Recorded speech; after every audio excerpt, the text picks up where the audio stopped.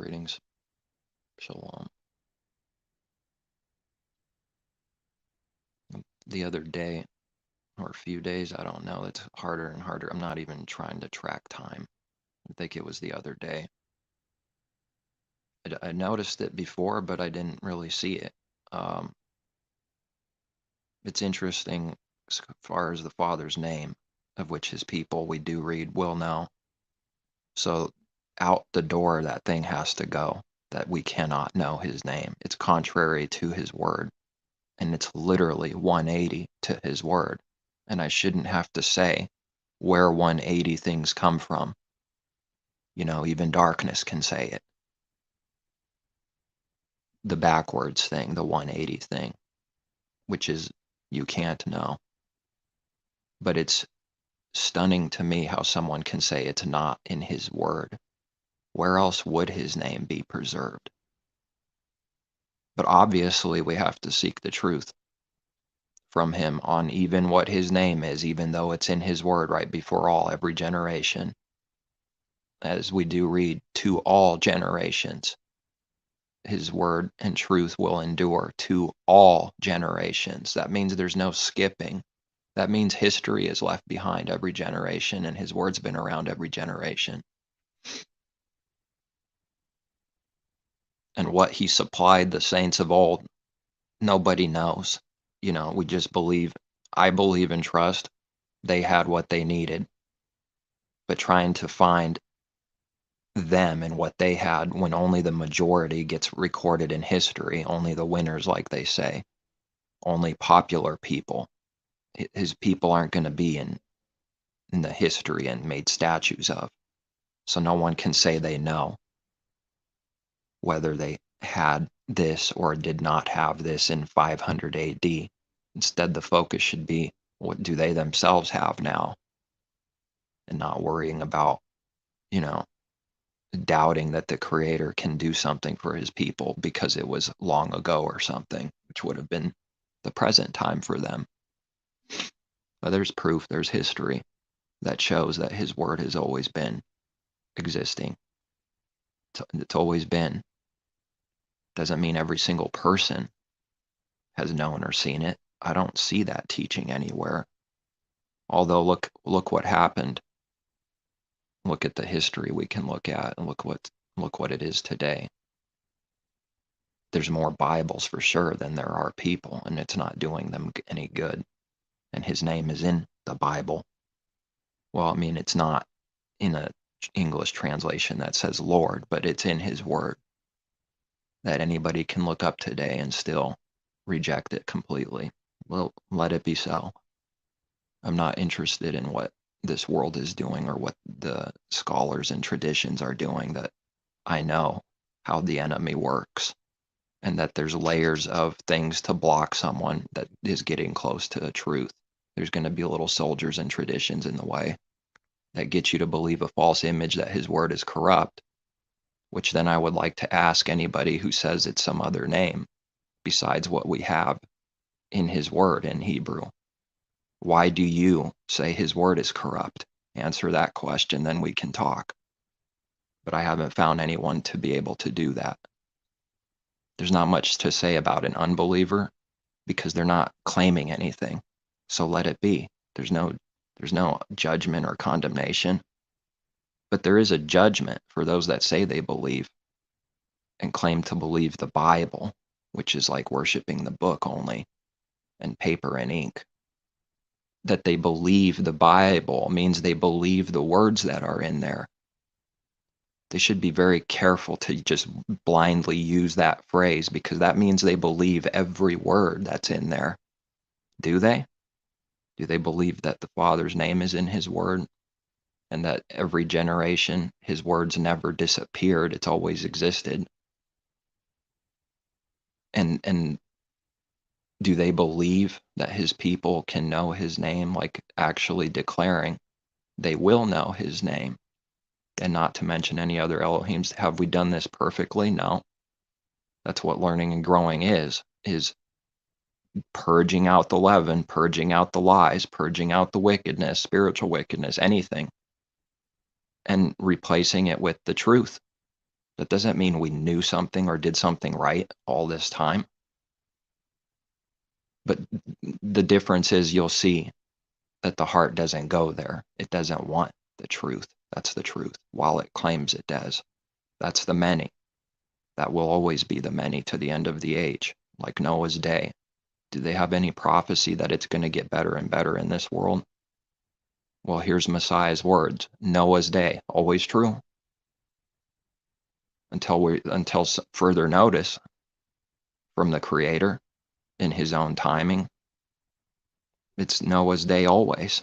It's always bad. It's always deceived. This is the world of weeds and thorns. You know, the curse, they still exist.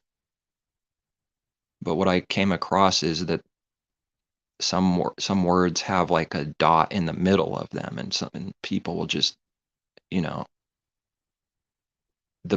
when you look at something for the majority, that's what we have to be careful with, and ask whether that majority thing is true or not, because it could be something true that someone is saying. That's how it works.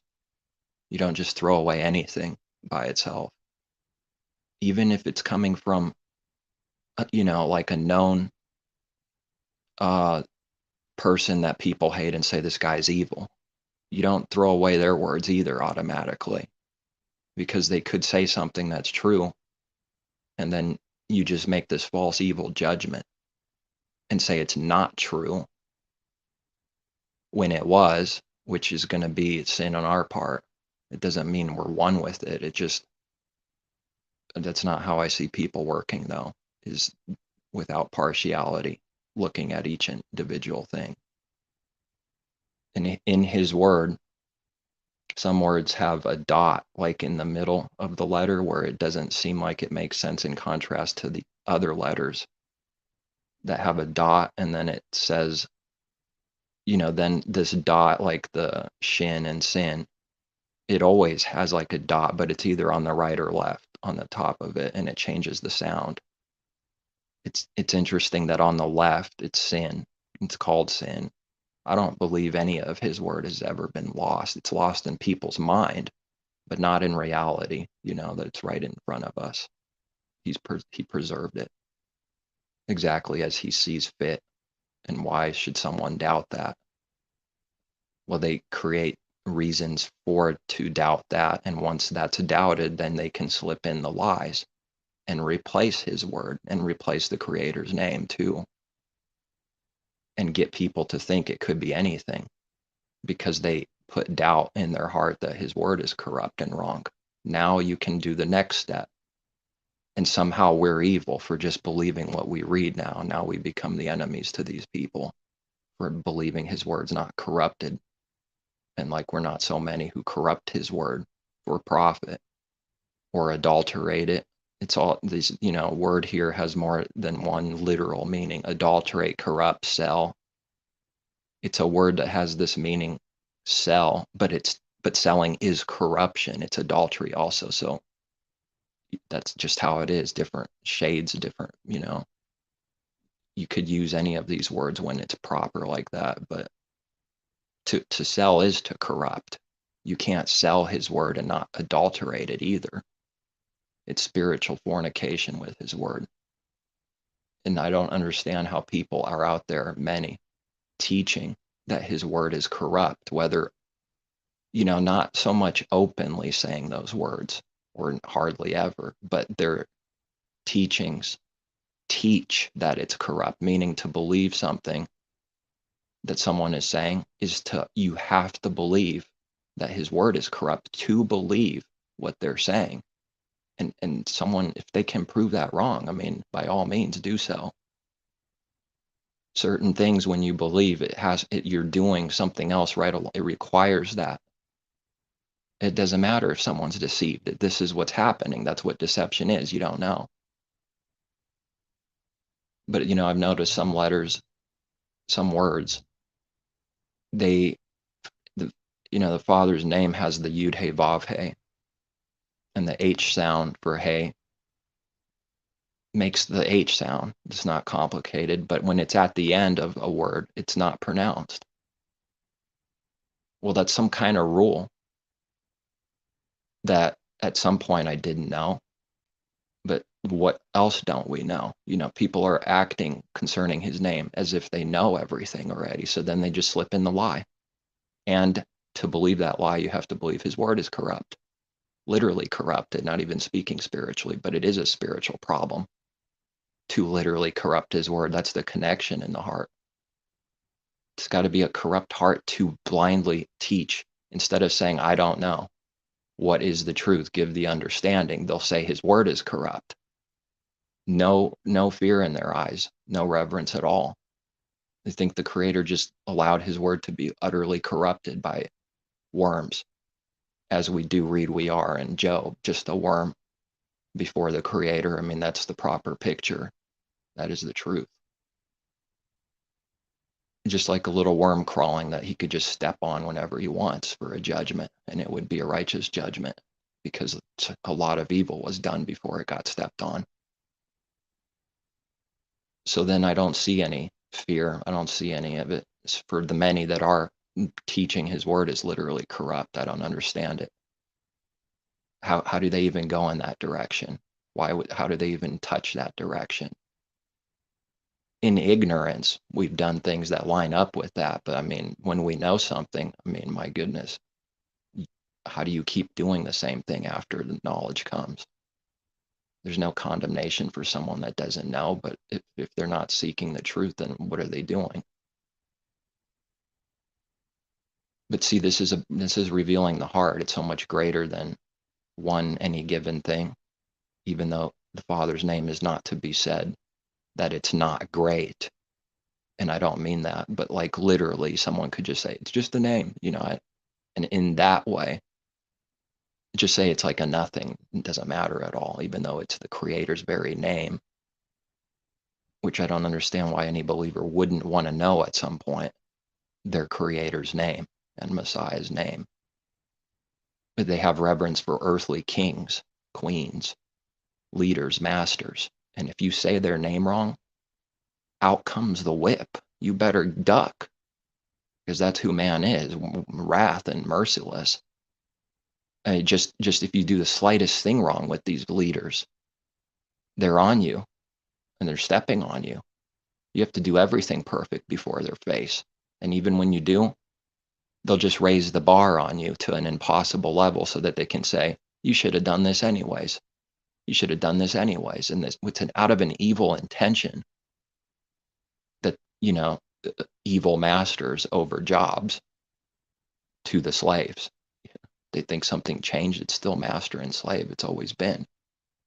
But we're not talking about literal bondage and slavery and putting someone in chains and dragging them.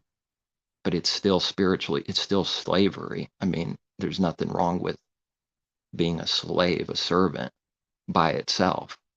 But people act like in this world that something changed. It still is like that. We read master and slave in scripture for a reason, because there's differences. Some are going to be there, some are that. Great and small, master or slave, free or slave, we read like that. I would always think to be seeking to be free, but that's not the condition of everyone right away. Definitely not. It's slave. But that's not even the point right now. It's just that people evilly use his word all the time, unbelievers. It just no understanding. Their mind is never on the Creator, never asking, never doing anything. And then they can just quote his word and think they can understand it in 5 seconds and just bash it and say, the Bible teaches slavery. And they walk away thinking that was righteous. Well, so it's got to be. I mean, can't do anything about it. That's what it has to be with many people. When did they ever seek the Creator for understanding? But then they're going to just judge his word, judge everything as if it knows. It's doing that because it doesn't know. Someone's offended. They don't know. That offends them, but they end up talking about themselves. They're a slave to sin. They're a slave to their job. They can't do anything about it.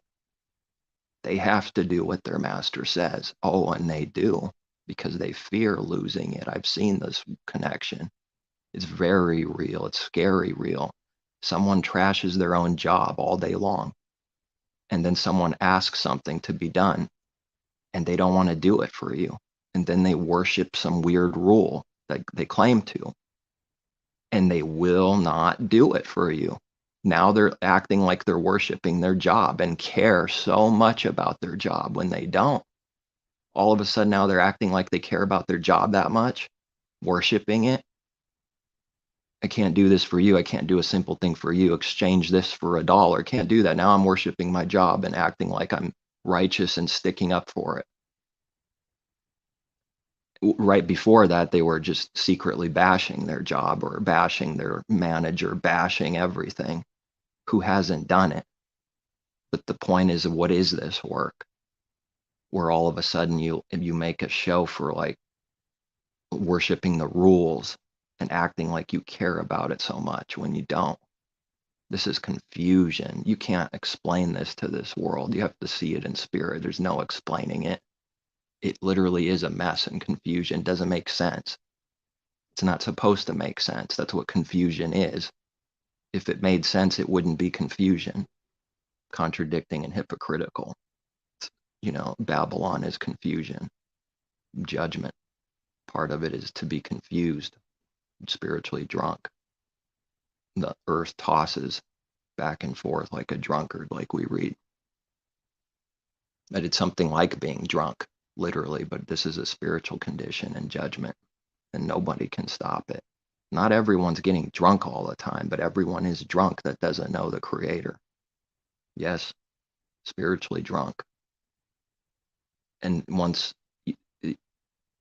that's a condition, so that means we'll see works that prove that. And once you start seeing some works that prove this drunkenness, it's pretty astonishing. It's blinding everywhere about anything and everything, because that's the punishment. The Creator can't be mocked. This is the judgment.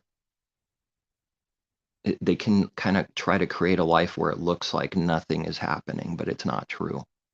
Their picture, their image, that's what they base it off of. That's when someone says, I didn't do this, I didn't do that, I didn't sin, I didn't lie. Right? Because they think you can't see or prove it. In a twisted way, they're right. It won't be proven in this worldly court. But they're wrong because they're using that for evil to defend its sin. Or shin, which is not sin anymore because the dot went to the right. Why wouldn't this be a difference? Dot, and then the Father just puts a dot there, and it's like, why? Well, I don't know. I was a little drunk and I just accidentally put a dot in there. Now it has to be like that all the time, everywhere, for that word or whatever. This is not so. There's a reason for everything. And if it's unknown, it doesn't prove something else is false right away just because we don't know everything. My goodness, that's how people work. Do you know why this is? Well, therefore it must be the lie.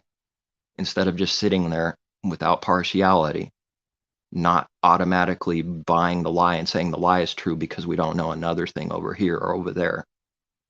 That's not how anything actually works in reality with His truth.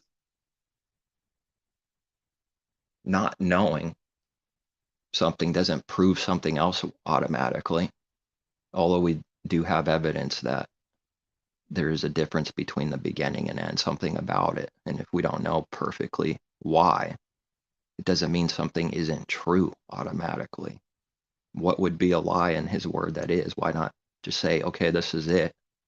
Now I need to know why. But no, say it's false, say it's corrupted, say it's wrong, even about His very own name.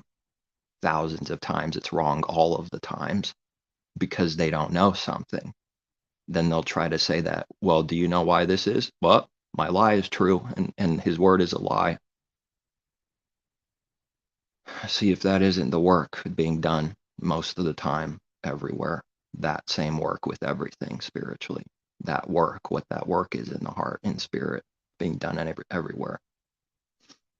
Because that's mankind, that's who he is. To do anything else would require power from above. To stop doing that would require power and knowledge from above.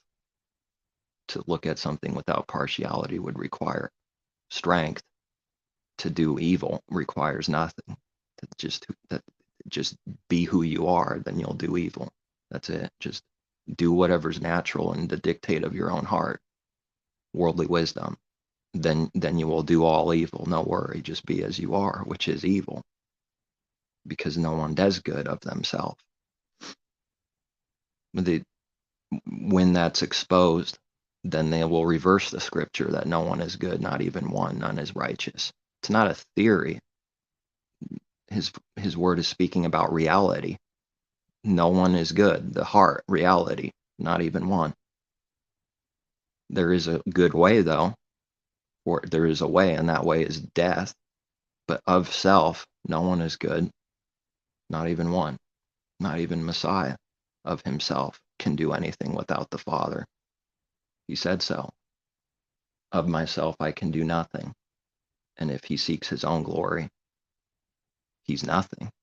And it's a sin, massive sin. But if someone comes in their own name, they run to them. But he comes in the Father's name and not seeking his own glory at all, which they obviously couldn't discern between their left hand and their right, and they don't believe him. This is how it is. This is how it works. Someone comes in their own name. What their heart is doing, that's what this means. Coming in their own name. It's not just words or a picture. It's a reality in the heart, and people flock to them. Someone comes in the Father's name. There it is, butchered, attacked, saying, well, you're a liar. That's prideful. When they're claiming for an image that they're doing that, because the false prophets all come in his name falsely. They sell that they come in his name. See, two different things: coming in his name or coming in his name. One is false and evil, one is good and true.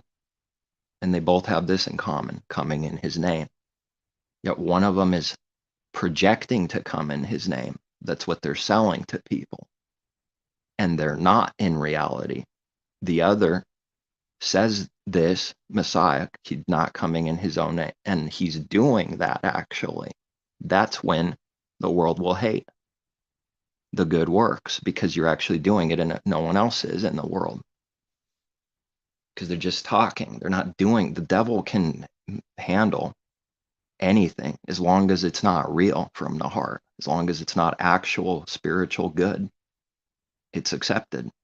The divisions don't matter. It's accepted because it's divided and not doing anything good and real. When the real work is done, that's when all these divisions will attack, all of them, because they'd never been doing good works from the heart. Over here, over there, someone sees it and they're disgusted. Your existence is a disgusting thing. It's like seeing a dung pile to enemies. That's what it looks like to them. That's how backwards they are. Light to them is wicked. They don't know what it is. It's strange and evil. And then the darkness to us becomes wicked, strange, and evil. The only truth. That's what it is from the other side, though. This is enmity. It's a real spiritual enmity between good and evil, between the serpent seed and the woman seed. Spiritual Israel. The one that has birth, the Father, born from the Father, born of that woman, spiritual Israel, of which Messiah is the head of this body, and the Father is the creator. Then Messiah under him, then man, then woman. That's the order. Spiritual order. And so then this order, when it's actually done in reality, it'll be hated, because everything else is just a masquerade. It just makes it an image. It's not doing it.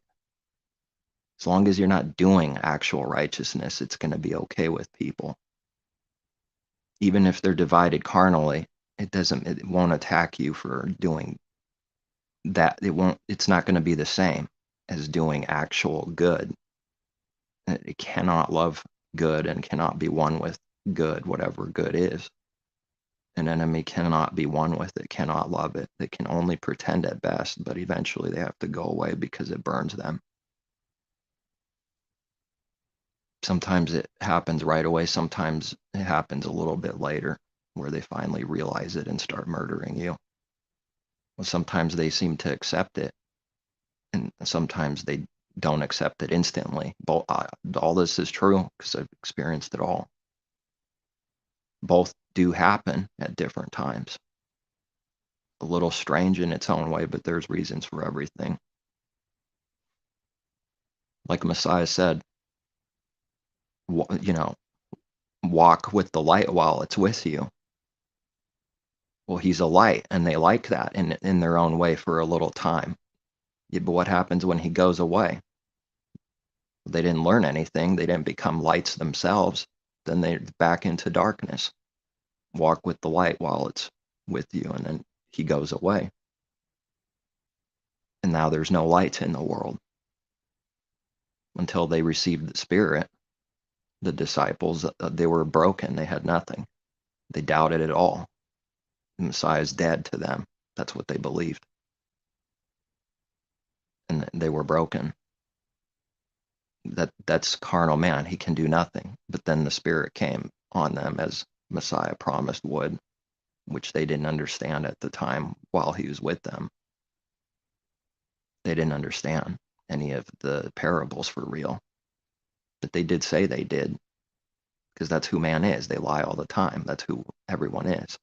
Until we learn what lying is, there's like no conscience for it until the Father's Spirit comes. Then we have a conscience for evil, because the Father hates evil for real, and he hates torturing people forever too. That means one of the most things he hates, because it's literally merciless and forever, and it's brutal beyond comprehension. He hates torturing people forever. He never does it. Never will. Everything receives a righteous judgment in this life, and it's understood through his judgments. There is nothing happening that isn't because of some kind of known judgment to the Creator. Whether we know something or not doesn't matter. That's how it works. That's how he works. There's no random accident for anything. It was a judgment that someone went blind and hit another car. They couldn't do anything else. While they thought that would never happen to them, then it does, because of pride. All he has to do is go, and it's done. They'll look down, and then boom, they hit something. It's just a picture. They couldn't prevent it. It happened. If they could prevent it, it would have never happened. But that's mankind in rebellion. He thinks he can construct, plan, and do all things himself, which is the rebellion. So if it's doing that and actually believing that secretly in the heart, then what is follow the Lamb? It's an abomination to them. Obviously, they're not doing that. Obviously, they think they can create their own life, and follow the Lamb is just a theory, just words to say. Walking in the Spirit, following the Lamb, that's an abomination to do what that means. In reality, in this world, it's an abomination to all those that are enemies of the Creator. Nobody can love that unless they're of the Father. That includes all the millions of harlots around. It's just creating an image. I've never seen actual love for that. When they see that, they attack it. And after they attack, they didn't do any evil. If you were to bring some of it up, they would do more evil. And they didn't do anything. They didn't do any evil. They didn't lie. They didn't cheat, steal. They didn't do any murder. They didn't despise his word at all at any time in their mind. That's how much it thinks it can hide behind its cover. It has so much confidence in flesh self, which seems like a strong thing, but it's actually the weakest thing that exists, because there is no confidence in self. That is the curse. It's death, sorrow, misery, weakness, to be confident in self. Here's what's strong. No confidence in self. That means that you actually don't believe in yourself at all, and that you don't believe or trust yourself at all, and that you don't believe you can do any good in your own heart and mind in real life, 2022, at all. Nobody's doing that in the church world, that they don't believe this. It blindly, openly says the exact opposite things. To trust yourself, that is the worldly wisdom.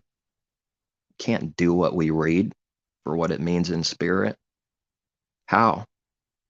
That would require denying self. All those things are denying self. Look how it goes perfectly to denying self, is not trusting in the flesh self. As if the Father didn't figure it out and know that none of his truth contradicts spiritually at all. None of it. Just like literal things where people think it's not contradicting and it's lining up. Well, it's like that spiritually. But the letters do contradict, and the letters kill by themselves. And if you follow all the letters, you'll kill people and you'll be dead. If you followed every letter literally, people would be killing people. That's why the letter kills, because there's no life in the letter by itself. That's just reading letters and then thinking we can understand and do our own prideful works, which is not resting, which is what Sabbath is. You stop doing your own works because you don't trust in yourself and you have to deny yourself. Then he'll do all these good things. But as long as someone wants to keep trying, it never will come. And the Father doesn't allow it to come. Makes a fool out of everyone as a judgment. The wisdom of this world is foolishness, so the simplest things can't even be seen or believed. Simpler than simple, because they got blinded. And anyone coming out of blinding, they're going to know and have proof that they were blind. So when they say, I was blind, now I see, they won't be lying. Like so many lie when they say that. They don't believe they were ever blind. We're talking about real blinding, that nothing we can do about it. Do they believe that about themselves? Then why sing a song if it's not real? Well, because it's a beautiful image to the devil, who loves, rejoices in the falsehood. That is what's fake. Everything acting fake, images, pretending to love someone. That is what the devil's works is. That is the image of the beast. Fake image of the true. A slippery look-alike for truth to get people to believe you're doing the truth. And the world will support the false person, and the world will believe that image and worship it. They can't believe the truth. It's an abomination to the devil. Messiah says there's no truth in the devil, none. And when he speaks, it speaks out of self. That's not good. So if we're speaking out of self, we're already lying. We're already lying. The lying is coming from the heart if it's speaking for itself and out of itself. There is no truth in self. That's what those words mean. And no one is righteous, not even one, is lining up with that truth. The old man, there's nothing good about him. He needs to die. He's a rotten vessel of wrath and wickedness that has no good. He's a beast by nature. But there is a way for him to die through belief, through faith, which are not empty words, but it means you believe in the heart, not your religion. This is how easy it is to counterfeit everything. You create an image that looks like the true, and then you swear you believe those words that you say you believe, and it looks like you believe. That's how easy it is. I believe in God, someone says, but it's a golden calf created by them. But they do believe in the God, the one they built. And they will say, I believe. What do you mean I don't believe? Of course I believe. Just swear I believe. You can't tell that person it's a delusion, can you? No, you can't. They won't hear the words. They do believe in a lie. Talking about actual belief in the Creator, not believing in a constructed, molded God, golden calf. I'm not speaking about false things, only real. You know, the Creator exists. He's real. He's ever present everywhere. He's in his creation. He's alive and living. It's not a theory or an idea or doctrine for church world false knowledge. Whether some of these words are even true or right, it doesn't even matter, because speaking about the heart.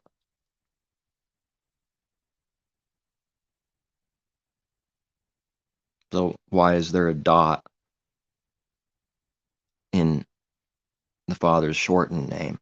That 30 something times, I don't remember, 40, I don't remember, 50, I don't know the number right now, but quite a few times still. Nowhere near his full name, but still. Old translation, King James will say Jah, Jah. Why does it say Jah? Well, it's pretty close, because that's what it really should be. It should be just a YAH. That's no problem. That's not wrong at all. That's according to the Hebrew and the vowel point with that pronunciation, Yah. Except the J is in the way. But why is it JAH? Because that's what it should be. It should be YAH, but there it is, Yah, right there. And they only put it in one time or two, and the rest it will say Lord. Or 4 or 5 times, whatever the number is, it will say Jehovah. But the rest of the thousands of times, why does it have Jehovah in there? Because it's close to what it should be, except with a Y. I don't think there's a single translation that exists that says YEHOVAH. I don't think there's even one that says YAH, but I could be wrong about the YAH possibly, because people don't seem to have a problem too much with that. Although not as much division on that, although there still is, but not as much and severe as with his full name. But even Yah, there's a dot at the end of that letter, inside the letter, and usually there's not a dot with the Hey letter in Hebrew at the end of words. That's not pronounced. If it's not at the end, it is pronounced, like Yehovah. The H is pronounced because it's not at the end, but there's a H at the end, and it's not pronounced, except when there's a dot in there. That's what I learned. If there's a dot at the end of this letter specifically, then it's an exception then to where it's normally not pronounced, but if there's a dot in it, it's pronounced. So then it's Yah, like breathing at the end. You pronounce it. If someone would like to say that there shouldn't be any difference at all with the dot at the end of that letter versus no dot versus dot in a word, then tell us why it exists. What's the difference then? I don't understand how someone can believe that there is nothing, whether it's great or small, to literally say there's no difference. There's no reason that dot's there. Zero, no reason. I mean, we have translations of his word, but his word is in the Hebrew. How is the English or any other language better than the Hebrew? Like some people out there will go crazy and say the King James is better than the Hebrew. Insane. How is that even possible when this language exists because of sin? Rightly dividing and knowing that it's acceptable. Obviously, it's acceptable to translate, and there's no requirement to just, you have to learn Hebrew now or else you're wicked. But we know it's not ideal because the languages come from sin at the Tower of Babel. Every language besides Hebrew is because of sin. That should be remembered for every detail and everything in life, that it exists because of sin. So then there was one language, and it must have been Hebrew only, because the Father wouldn't reveal his word and his name in a sinful language that exists only because of sin. So maybe the original was Greek or English, but now the Father's going to or the original is Hebrew, and now he's going to reveal it in English or Greek and give his name through a different language, which is sin. These other things the Father gives in spirit, those are the only real things for us to know. That's the proof to me more than anything else, that it's a sin to the Creator to give Moses the law through any other except Hebrew. That's it. Because these other languages exist because of sin. He doesn't break his own word. That's how I know. Above more than anything else are spiritual things. Because that's what he teaches in spirit. What sin is, and what good is, and what evil is. He would never do this. Then his name is only one name. In the language before all the divided languages is the only name that can be. And his name doesn't change because of language change. These other languages exist because of sin. So his name in another language is sin. See, it's already over. It's connected. If it's not accepted as truth, it can't be. It's not. Only in Hebrew That's the only name and never changes. Is it going to be like this forever? All these divided languages? That's another question to ask. What is it going to go back to? Yeah, that might be strange for someone. It might be as strange as going from right to left instead of left to right like they're used to, backwards. That's how backwards we are without the Creator. That's it. We're already backwards. And they don't want to believe it. Let it be so. The hardened hearts. They shouldn't believe anything automatically. But when they can't prove it wrong, and when their thing is being proved wrong, now the sin's increasing, and they get hardened, and they walk away and want more plagues on them, like Pharaoh. And if they let his people go, if they seem to do something right, they'll repent. They'll repent for doing what was right. They said, I should have never done this. I should have never gave that to that person. They don't worship my image and respect me. Well, you didn't give it freely then. You did sin from the beginning. And if I did that, then I did sin from the beginning. It wasn't giving. It proves it wasn't giving. That's not how man works, I know. That's not how this world works. That proves that was a sin from the beginning. They only gave with expectations for return and worship and putting debt and expectations back on you like you owe me. You owe me for life, bro. No, we don't owe you anything, wicked coward, whoever you are out there. Only thing we owe you is to do what's right and good to you. And if that includes speaking truth when it needs to be spoken, then that's what it is, whether you hate it or not. Doing anything else is sin to you, although you will believe truth is sin. So then you'll say we're sinners for giving the truth to someone because they're enemies of truth. That is sin to them, truth. And we did the only thing that was right while they believed it was evil. What else can you do? Because in judgment, there is no accepting anything. You're a sinner if you eat, you're a sinner if you don't eat and drink, like John the Baptist. You're a sinner either way to the darkness. Nothing can please them. It's a judgment. It's not even possible. They'll attack everything and anything. Only accepting things or looking like you accept something when it favors you and that has some kind of self-gain and worship for you, for self, image. Then it can accept something or look like it's accepting something. If you do what's right in the middle of a crowd, you'll be hated by the crowd, but they'll accept you if you do what sin is. Yes, that's what'll happen. Every time, assuming they're unbelievers, shouldn't be happening for a believer. Hating good coming its way. That's a strange thing to hate good. One believer to another, hating good coming their way. That's the work of evil. So as far as I believe and know, it's not even Yah. It's Yah with an H sound because there's a dot in his word. It's in his word that not too many people seem to even literally care about, as if it's like dung. It's all corrupted and whatever. Yeah, it does require faith, but that only comes from above. It shouldn't be surprising that most don't have it. And then they'll attack. That's what'll happen. It's just reduced to attacking anything and everything that's true and good. Why is it Yah? They don't even know, most people, why they say Yah. It's in his word. That's proper. Yah. But, people say Yah without the H sound.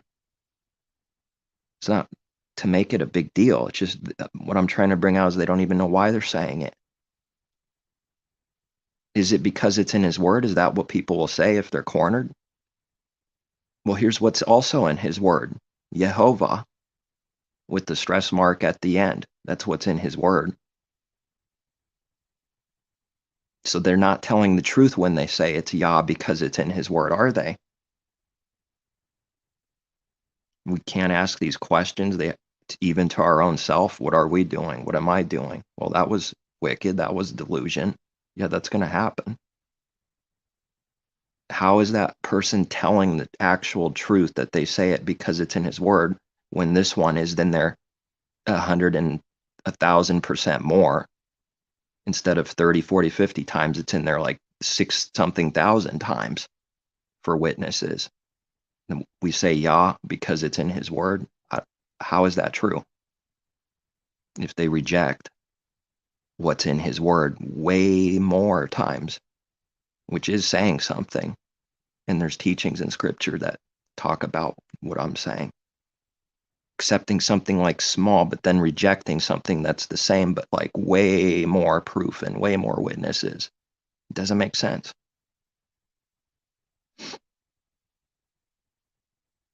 There's incentive to attack his name because the truth always must be attacked by the enemy, especially the power of his name and the truth of his name.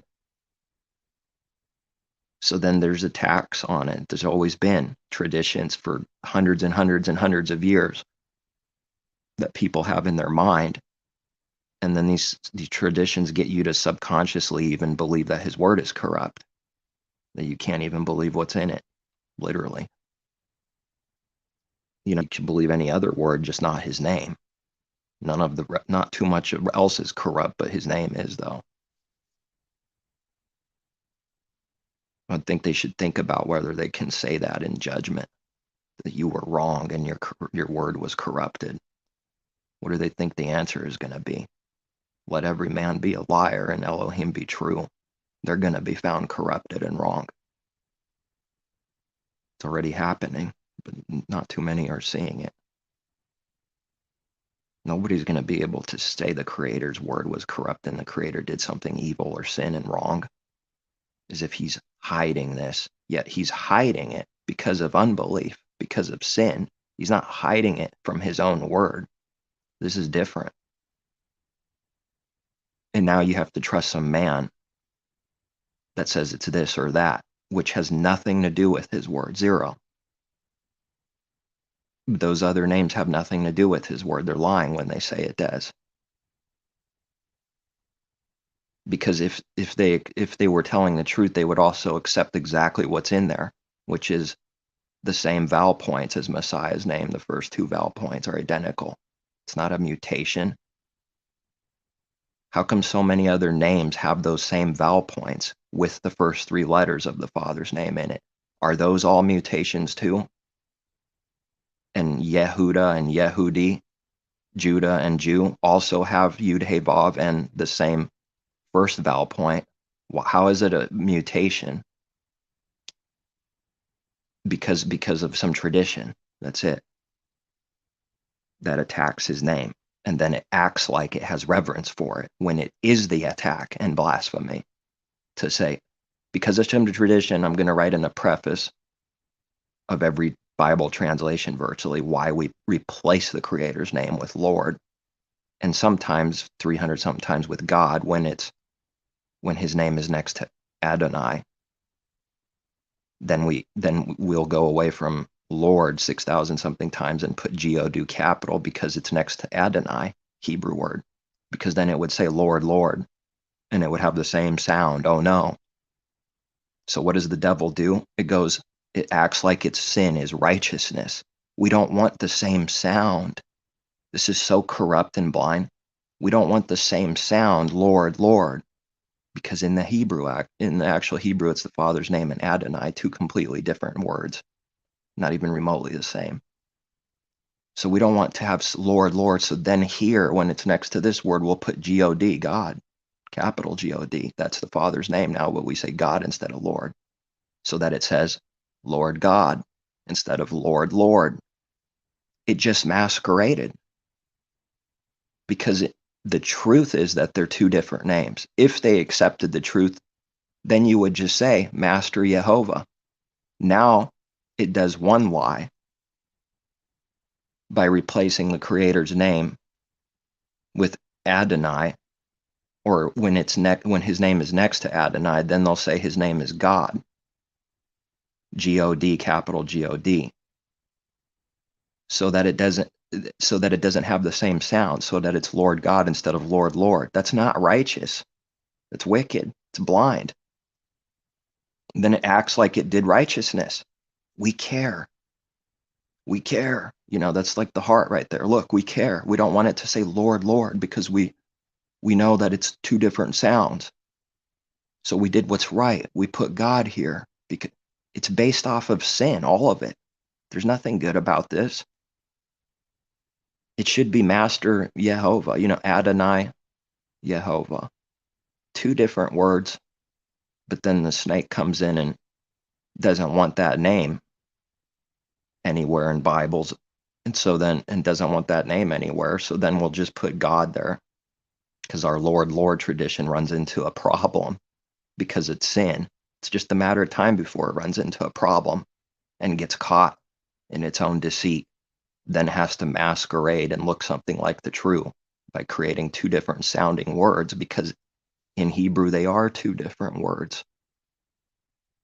So the truth is they're two different words, and they create two different words. They look alike. Lord, God, two different sounding words. Well, the truth is also two different sounding words. It looks just like the truth. It makes your stomach spin, start turning green in the face and vomiting, that's accepted as something good just because it looks like the truth. And it's not. There's no truth in it. Then the powerful image gets people to literally believe the lie that his word is corrupt and names have been butchered and replaced because of some tradition. That's how much power they have. They're gods. That's how much power they have over people's mind. They lust over the control of power. People don't know how it works. They lust controlling people. They love it. They'll never tell you. They'll never say that they lust controlling you and lust for speaking lies and replacing the truth with lies. They'll never tell you that. If they did, they're slipping up. They did that on accident. They accidentally slipped up and told the truth on accident, which is not telling the truth, is it? Even if you say the literal truth, if you said it on accident, you just lied while telling the truth. Lying from the heart when its intention is only saying the truth because it was slipped up. Then the person can take that and make themselves righteous. I told the truth. And then it builds on that foundation. And it was a lie from the beginning. Then it counts itself for righteous for telling the truth, so-called. So twisted and blind and messed up. It's no surprise then we don't read the Father's name in the New Testament either, nor do we read Messiah's true name. It's not a surprise, this obvious violent attack on the names. Violent. They've never been in his word, the true names. Don't know that it's ever been in there since, the last 1700 years or more. I don't know that there's even one thing that truly has the name.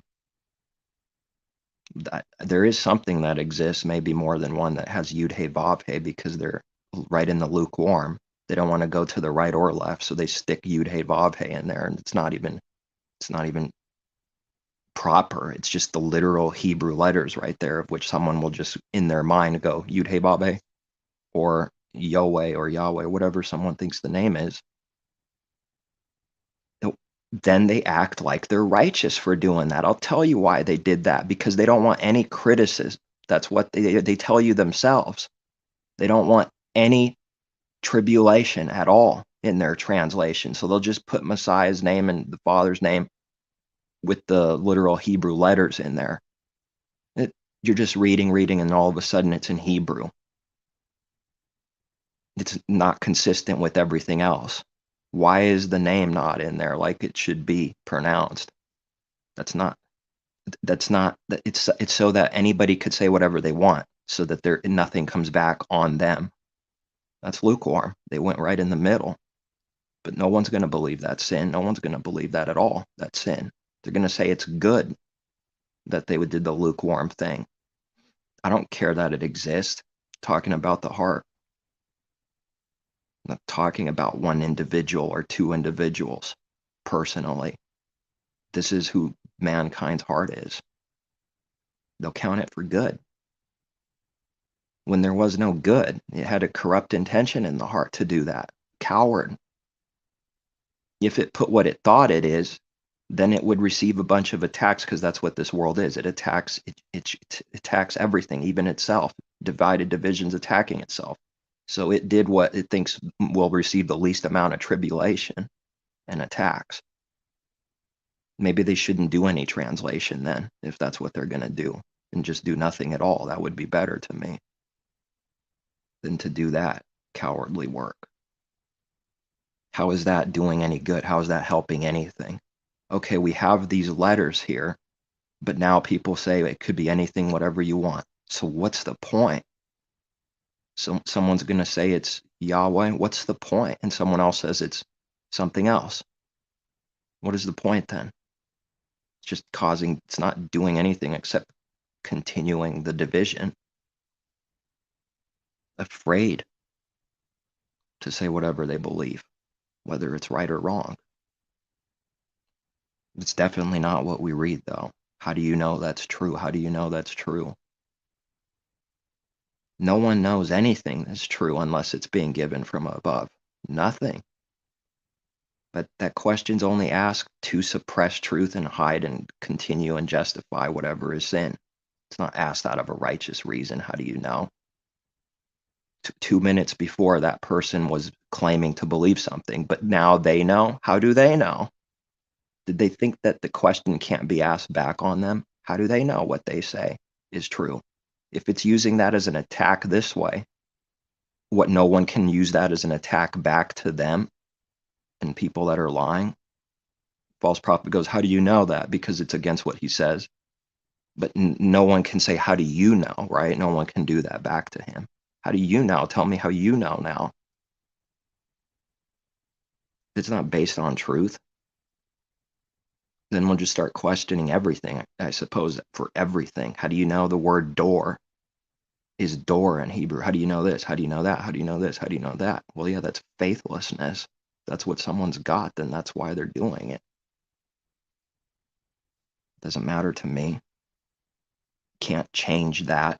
If someone doesn't see or believe, so be it. Then there's no condemnation. It just is what it is. No wicked judgment. That can't be coming from the heart. If someone doesn't believe in the Creator, that's so be it. That's it. Wipe the dust off your feet and move on. There shouldn't be any personal attachment to self.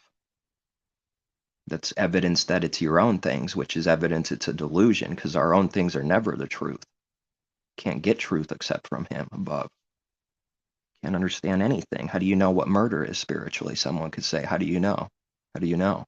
Everything he gives us, the world doesn't see.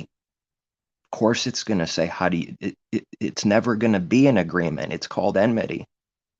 If you're one with the world and there's no enmity, then you must be of the world. All day long, the enemy would do that. You say something is bribes and it's a sin, they'll say it's not. They didn't do any bribe or sin, and they'll say, how do you know what that is? Because they can't see spiritual things, therefore it doesn't exist to them. There's your enmity. Someone's doing partiality right before everyone's eyes. You say it's partial, they'll say, no, it's not. How do you know it's partiality? Because we see it. It's obvious to us when he gives us to see. What do we see? We see in spirit, which is not seen with physical eyes. It's going to be a problem with everyone that doesn't believe and see, because if they don't see it, there's the problem. It's enmity. It can't be an agreement ever about anything that's good and true. You can only continue to be someone's buddy if you pretend to love them and continue to suck up to them constantly and never speak your heart or mind. Then you can sort of look like your friends, at least for a while, before the betrayal comes for one little bug crossing the line. They'll betray you. One little thing and then it's over. So often that's what is happening constantly everywhere. Going to war over a banana. some of these stories, who knows? But it doesn't surprise me. It's probably true that it's been about stupid, dumb things like that, entire wars, because someone said your mom is fat. Something like that, just as horrible and worthless like that. Same thing. In the Hebrew, there's Yud-He for the shortened name, which is the first two letters, Yud-He-Vav-He, Yud-He for Yah. But then it's the Yud with a different vowel point under it than in the full name of the Father, different marking under the Yud, the Y sound. And the H has a dot in it. The little T mark, as far as I know and see, it's the Ah sound. And it is interesting with even the historical record preserving and proving that sound, at least for one word. And so once that marking is proven one time with true witnesses, I mean, if they're true witnesses, it's done. Truth is established. That little T marking is Ah. So then combined with the Y letter, it's Yah. But then the H sound has a dot in it, so it's pronounced. Why else does it have a dot in it? So then, Yah, like breathing. He is the breathing one, the existing one. I've also found the root words for the Father's full name is Hava and Haya, and everything about it lines up with his name, Yehovah. It's all Hebrew. Everything else I'm finding is a construction anyways, and it's not even true Hebrew. And there's poetry, like people call poetry, like whatever, psalm. But there are some puns, Hebrew puns, that I've found and learned about, and it with his name, and Haya, Hava, and Hebrew pun rhyming that only makes sense and only goes with his name and not any other. Because the name means something, and it's a verb also. It's to be doing. He is existing, self-existing. And so the Hebrew is like very verb, action, someone would say oriented or whatever. And the tenses are a little different than English, and there's different things. English is not exactly the same, but it shouldn't be surprising. English is a mutation with contradictions, but something will seem contradiction if we don't have the knowledge, including his own word, language, literal Hebrew. If we don't have the knowledge, then it's going to be contradicting, even though it's not. And the only thing that makes logical sense.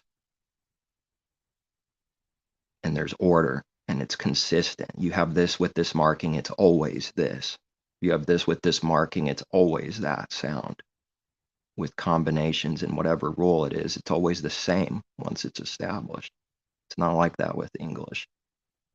It could be anything so often. Different sound, different word, whatever, it's different. He says, I am, and that's the word Haya or Hava, one of them. I don't remember right now when you look up I am in Exodus. They're the root words of the Father's name. His name is meaning I am what I am, the existing, self-exist. The root words are connected to his name. They're literally directly connected and related. That's how it's all together. That's where the other names start coming in with massive problems, because they're not actual Hebrew words, as I found, like Yehovah. But they don't have any relation to. It's not lining up with Haya and Hava. A couple root words from the Father's name that both basically mean the self-existing one, or to exist, the breathing, living, existing. Maybe that's why Yah has pronounced with an H sound at the end, because he's a living creator. Living, breathing, representing living, breath of life, given. But he's the one that has it. No one else has it like he has. That's what we read. None are like him. Well, one thing that no one's like him is that no one is like him. He's the only self-existing one. It doesn't mean that's not true because there's a bunch of living things on earth. People get confused real quick. That's true while there's people living. It's because no one person is self-existing of themselves and has that in them except the Creator, eternal. He's the only one that has this of himself. He gives this, but he's the only one that has it of himself. Messiah doesn't have that. Now it's given, but he didn't have that of himself. It's given if someone has, but he didn't have this of himself. Nobody does.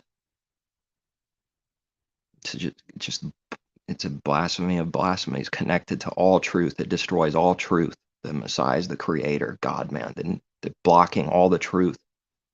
So many different things, it's blocking all truth. They don't know what the Father even did, believing this doctrine, this lie, massive lie in the way. And are not even learning and seeing what the Father did. What's so amazing about it? He did this all through Messiah. Then they have to do the same works as Messiah did, same heart to learn.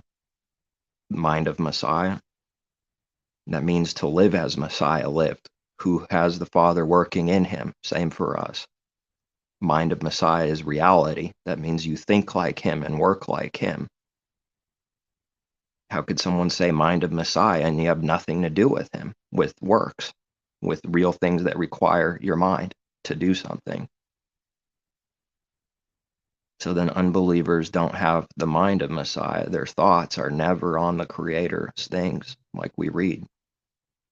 None of the thoughts of the wicked are on him, we read somewhere. None of their thoughts are on him and his things. None. Even if they say God, God, God, that's not the meaning. Saying words blatantly to create a false picture and image is never the meaning. These thoughts, the things he gives, the spiritual blessings and things he gives, come from above. That's not in an unbeliever. It cannot be, even if they're in religion, because that's just a carnal counterfeit. Someone has to learn what pride is. They don't have that of themselves. They still are pride without the Creator. They can't be anything else. That's including everyone. And here's another assumption. This is how man works. This is what I did for a while in the beginning, not knowing. Because it's Yah in the shortened, Yah in the shortened name, it must be Yah something for his name. Based on what? Based on what? Then I could just as much say, because it's Yeh for his name in the beginning of his name, then the shortened name is Yeh also. That has just as much authority. Why can't I do that then? No, you can't do that. Well, tell me how you could do this other thing. You have to tell yourself that, because that's what I believed for a little while, and it was corrupt. There's no reason. There's nothing good about that. Just automatically assuming and making things up. Based on what? Which would also have to believe that what we read is wrong. To believe that is to believe what we do read is wrong and corrupt. Automatically. It requires it. To believe it's Yah something because it's Yah in the shortened name, so it's Yah something in his full name, is to believe that Yehovah is corrupt, that what we read there is corrupt, and the different vowel points, which are just as one as the word, as the letters, are corrupt. If someone thinks they can say it's not corrupt, I would like to hear it. I don't see any possibility for that. To believe one is to believe the other is corrupt and wrong. But someone would go, no, it's not wrong. They just proved it. What do you mean it's not wrong? See, people just say whatever they want, which is a lie. Now they just lied, which is sin. Lying in heaven.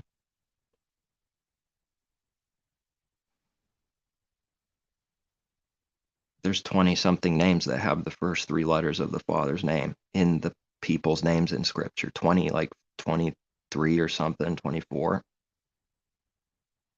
And they have the same 2 vowel points as the Father's name, and they're all pronounced Yeho.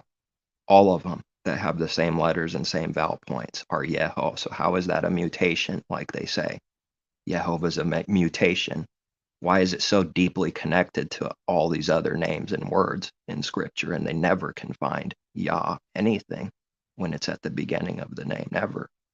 There is no Yah anything. There's no Yahshua. There's nothing Yah for a name of the Father. It's never, they can look all day long. They won't find it. They find Yah only in the short name, or if it's at the end of the names. Then it's Yah instead of Yeh. Yahu instead of Yeho in the beginning. And then saying, why is that true? Well, yeah, the devil says, why is it so? And because of asking a question that proves something, it proves it's not true as it is because someone asked a question. So someone has a purple car, and I go, but is it purple? And then I walk away steaming in pride, saying it's green, and I just proved it. Why? Because I asked, is it purple? Not very good, not good. It's no proof at all by itself. It could be something's true or false. That work proves nothing, zero. It's no different than the example I gave. You could give any example. Change the color, it's the same. So someone has a blue van, and I go, but is it blue? It would require the person that owns the van to be blind, wouldn't it? To not see it's blue. Have they ever read? They have eyes but cannot see. They never believed they were blind. Nobody does until it's given to see that they were blind. The apostle could finally see he was blind. Start seeing all the wickedness he did, at least some of it. Start acknowledging it. The light blinds you so that you can see you're blind. Father's light blinds us so we could see we were blind. And you go, but is it a blue van? And the person that does see it's blue, let's say they see it's blue and they know. And then I go, must be purple, because I asked, is it blue? And they walk away believing it's purple.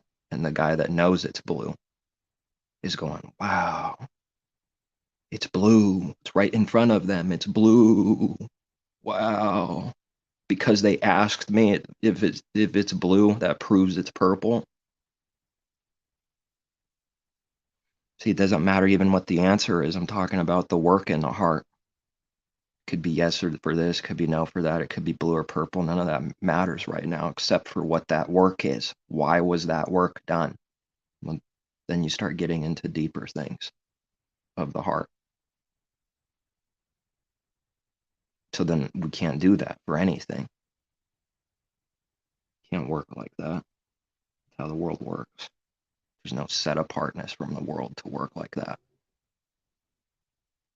What's holy about his people? What's set apart about it? I guess nothing, just an image, a nice cover. They just look good on the outside. That's what's set apart. There's no change and real set apart in the heart at all. They're just called a holy royal priesthood in a nation for no reason. No reason at all, just a cover, as long as you look like something.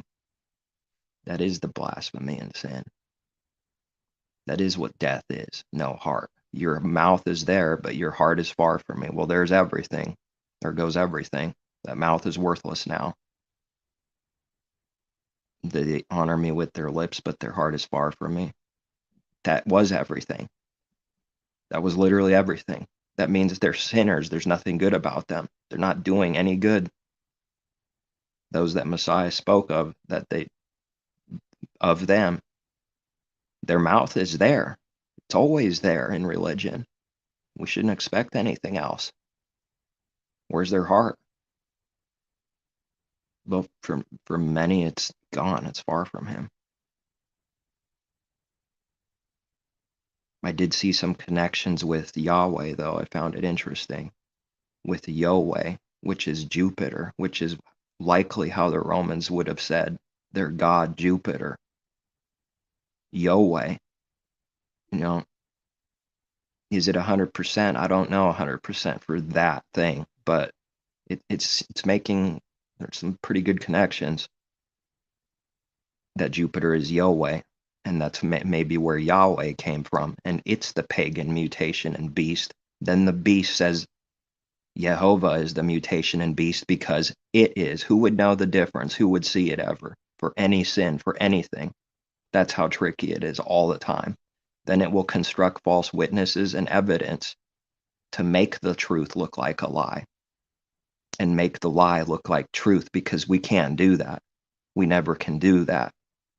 Liars can do that whenever they want because they're blind when they do it. They never believe they do this work. They can't see. They're literally blind.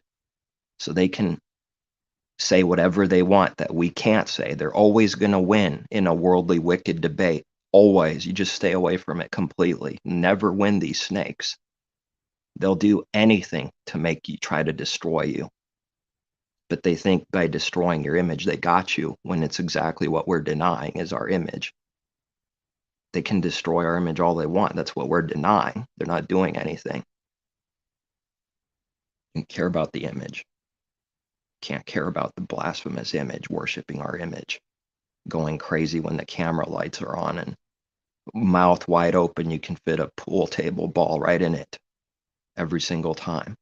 Eyes crossed, lunatics, and messengers of the Creator that are clowns, and people take them seriously. And they do this all the time. They have their mouth wide open and they're talking something about Bible. What is going on?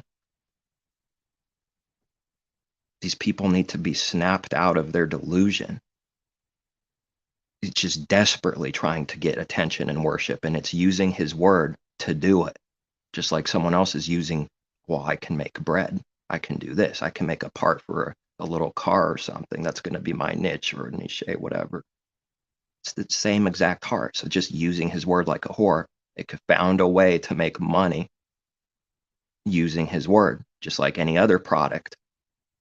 Someone found their thing. Maybe it was be the owner of a delivery company, driver for food.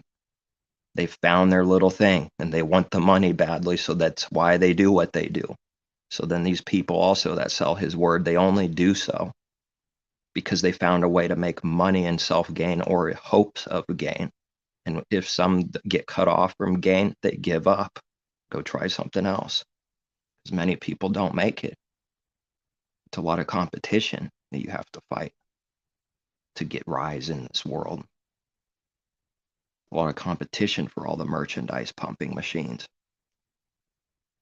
Nothing but money and lust in their mind and love of it. It's all they can think about. Darkened. And then these same people that love money and love this world come and tell people what the Creator's name is and that his word is corrupt, while we watch them love money and love the world. And they got some kind of authority because the beast gives power to these people.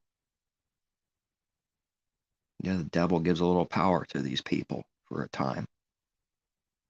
They have a worldly dark power, commit a lot of sorcery, trick a lot of people so that they can rise. They could care less about the people because they're murdering them with lies. The only way you can rise is lying to people and doing evil to them. Now, on the contrary, the world will say the exact opposite because of the image it creates to hide what I'm talking about, to hide what the Creator's word is talking about constantly. It hides under its worthless image. I'm not naked. I'm not doing the sin you're speaking of because I got a purple coat on my body and some pants. That is sin, using your cover to try to hide your sin instead of acknowledging it. That's what the world's doing. It's not the Father's covering, which properly covers sin. He forgives, covers sin, and it really does that, and it has no other intention except a good intention to forgive his people and cover their sins. But this other cover that Adam and Eve is doing, it's for evil intention. It's all darkness. It's to hide their sins and try to masquerade as righteous, creating its own righteousness. And they're fighting and debating and divided all of them out there about so many things. Where do these people come from? All of a sudden there's this group, and they're dressed in purple and royal gold and clothing and rich. They got airplanes. They got their own 747s, and they're talking about his word, and they're going out and conquering and destroying. Yeah, they're going out land and sea to make these converts, and they come out of nowhere. Who are these people? I'll tell you who they are. They're devils, and they're not what people think they are and what they look like. They're monsters that put on some clothes and act like they are what they say they are, while they're actual enemies of the devil, masquerading and creating the image that there's some kind of group and organization for truth, when their purpose is to literally destroy and deceive people and divide them.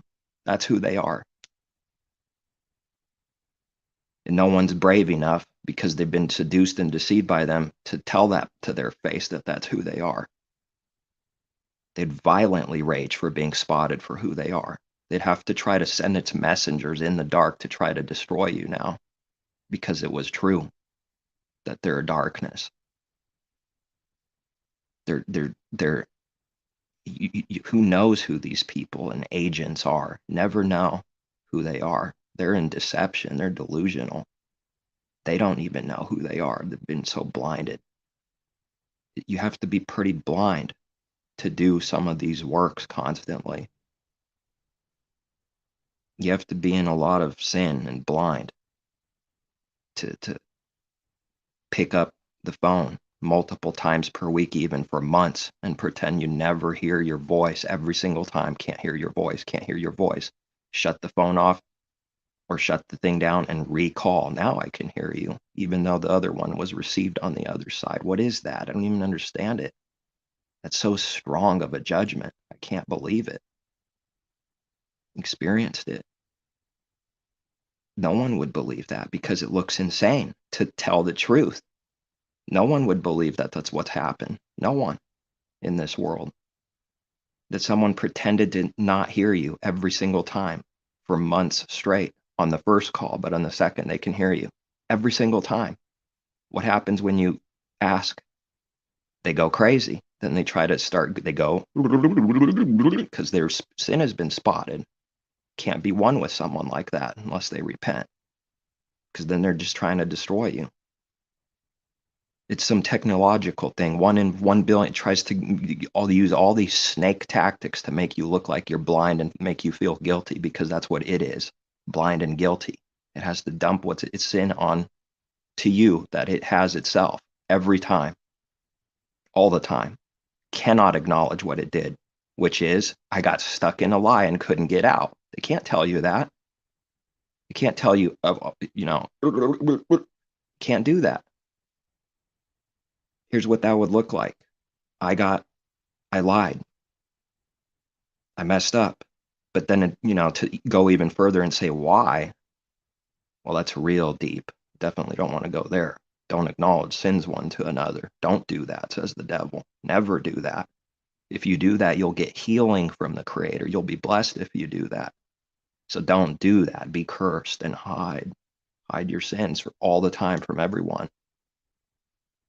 Even though we read in contrary to that over and over and over, Israel, acknowledge your sins to the Creator. Acknowledge, acknowledge, acknowledge. They just keep on hiding it, though. Well, there's no blessing in that. So, okay, do that, but just don't expect any blessing, though. But don't do that. So after one lie, the second time it happens, it's worse than the first time if you don't acknowledge it. You get stuck in your own lie. You cannot come out of it. The third time it happens, it's even worse. After a few months, to talk about it now, it makes them rage, because all that sin was building up inside. To speak what actually happened and ask a question genuinely makes the beast come out. Every time. It doesn't matter who it is or what color they are, what language, none of that matters. It's the same. They got stuck. They couldn't come out. And they think They think you're evil now. They do say, you're evil now. You're wicked. You're a pedophile. You're coming out to get me. All these false accusations start coming out. Wonder who they are. These snakes out there masquerading, giving out the gospel while they're doing these works to somebody, a human being, which is murder, which is perfect hatred and wicked, brutal hatred towards somebody to be doing that to them constantly. So let it be. They can't do anything else. They got trapped. We know they got trapped. His word constantly teaches it. We could just read a bunch of different verses and all of a sudden it's sin to read his word, isn't it, to most people? Because they don't even know what's in there. All these things are in his word. They get trapped in their own deceit and can't come out of it because that's how powerful his judgments are. He will not be mocked. That's for a believer too, not anyone else, but for them also, without partiality.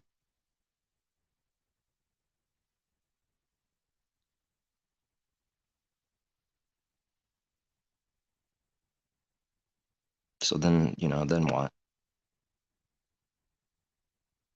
You just want to hear someone actually prove something wrong. That would be nice every once in a while if that was the truth. Don't even see that. Don't get the luxury of that. We shouldn't want it then. If what shouldn't come, we shouldn't want it then. It just would be nice every once in a while for someone to do what they claim they do. Be nice to see.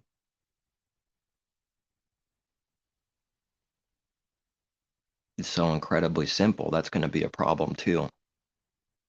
It's going to be a problem because of how simple the truth is.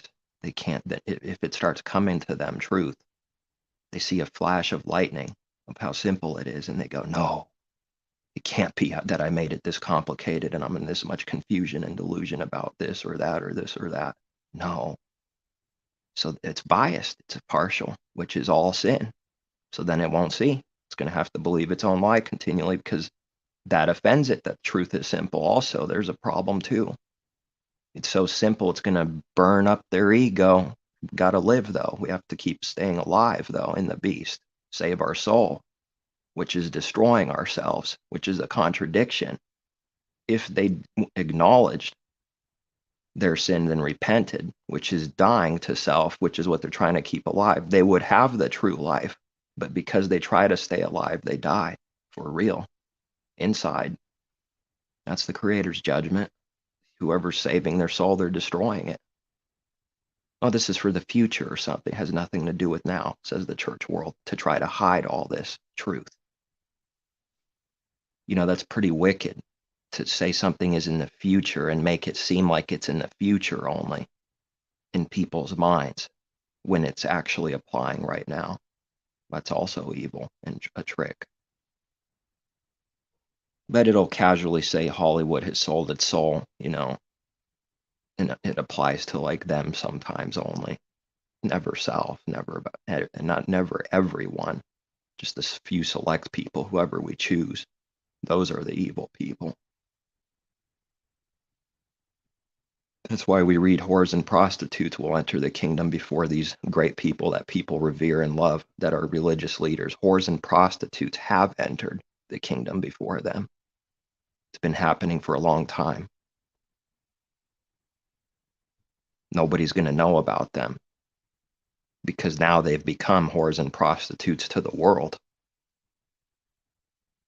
for converting the true way, belief in the Creator.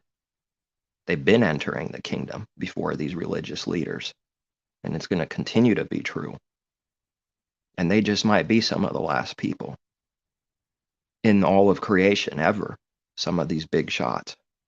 That's how deep the sin is. It's a strong judgment to be connected to his word and do these works and lie.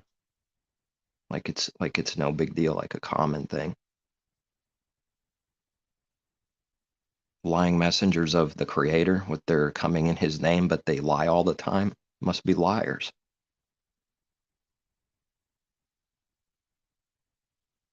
Many, many, many, many of them.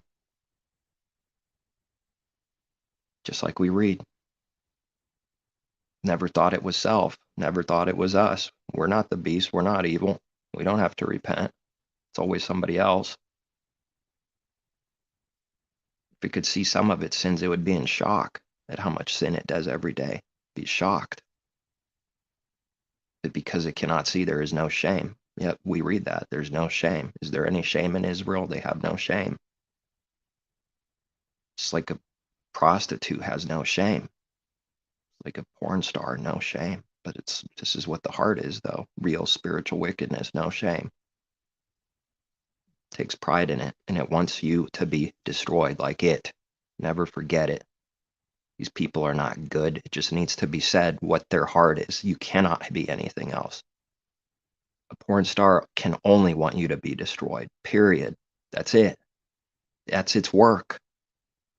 Believing anything else is a lie and delusion. That's all the person can want. That's it.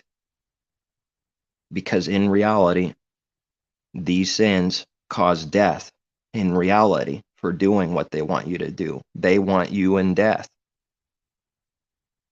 badly. They want worship badly.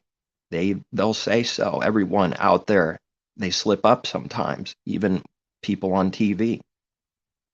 Every now and then they just tell you exactly what they do and what they are and it's like a little, I'm deceiving you, a little bit of a nugget, a little bit of, you're a bunch of stupid people for believing me. This happens a lot too. Rock stars, they do it to their fans. It's all over the place. They'll just give you a little bit of truth in plain sight. You're retarded for believing me. It's condemning its own self while it believes it's wise, condemning its own self. You go out on purpose and do what you do on purpose, and you like it. And then the people that part of your job is to have all these people. Then you trash those fans and say they're retarded for believing you or for this or that. It's talking about itself. You went out and did this on purpose. And then it tries to dump its sin onto the fans. It's just the same sin in the heart. How often it's happening.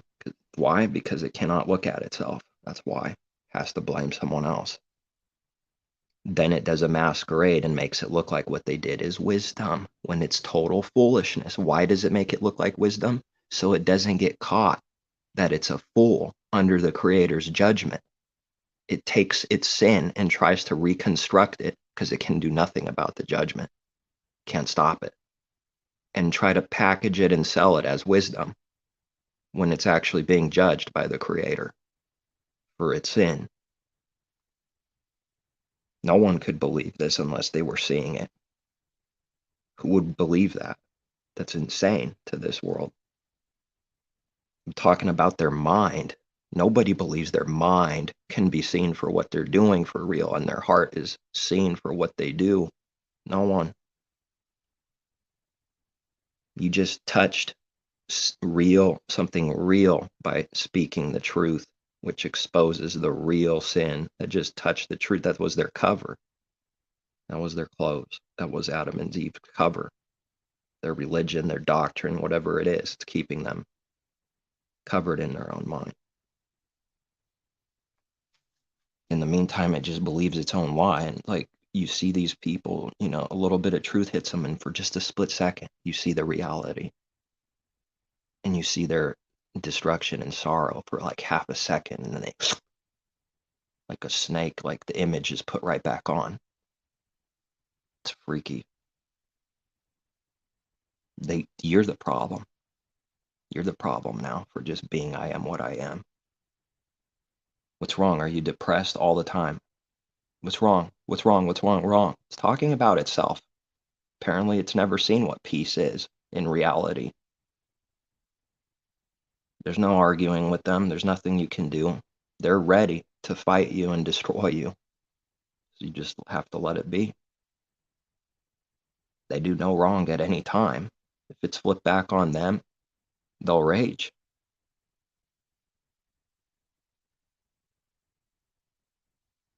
It's unbelievable. It's hard to believe that this is what's happening. It's hard to believe. Never wanted to believe it. Wasn't something that came to mind someday. Oh, I got it. This is what I want to believe. I figured it out. No, that would have never happened of self. How could I condemn myself? And that takes a miracle. It takes the Father's miracle and mercy. Deny self, condemn self, no way. Yahweh, yes. Someone would say Yahweh.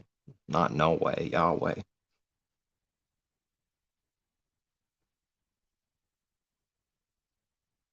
It's so much greater than just some word, why people are doing what they're doing. It's kind of over, isn't it? There's no turning back. There's no I was wrong and repent for anything. Once you create a website, sell a bunch of things, Yahweh's ministry, it's over. It's already over. Watch it be over for them. Everything they do is to defend its own self. It's just creating an image that it seeks truth and loves the Creator. It's actually just loving itself and defending its own things that it already has, that it has been like that and never changes.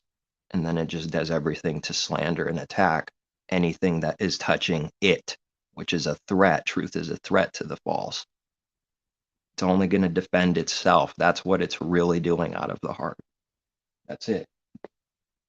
I haven't seen anything else. That's how the devil works, just to save its own soul. It does everything out of that intention, not out of truth, not out of love at all. When it's murders and hatred filled up with the heart, what do you do to cover it?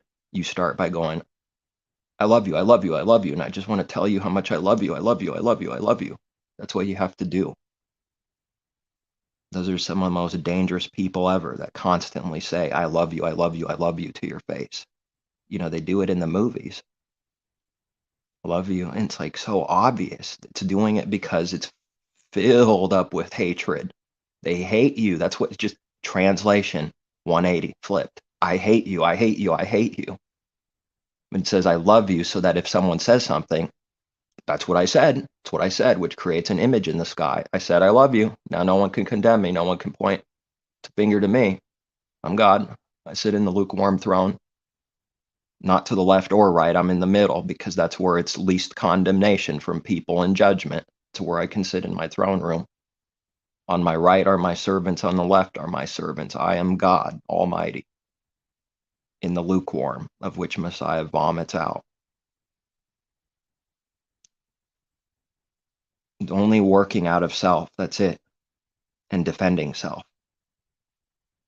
And if we can't see the spiritual discernment for these real things, we're going to be tricked and deceived, and we'll be doing these very works continually for self. These, the forgiveness, the repentance, all the shame, it's a constant process over and over and over again. I can't imagine what it will look like when it's revealed all at once instead of being bled out of us over the years and all the sin being cut off a little here, a little there, the best way. Or, boom, exposed.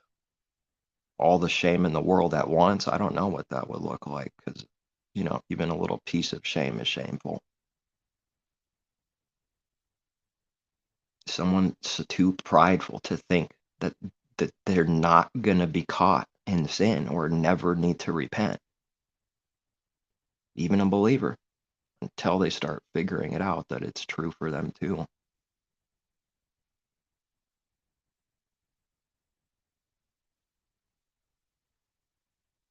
It's just a theory, forgive someone that asks for it. Just a theory, 70 times 7.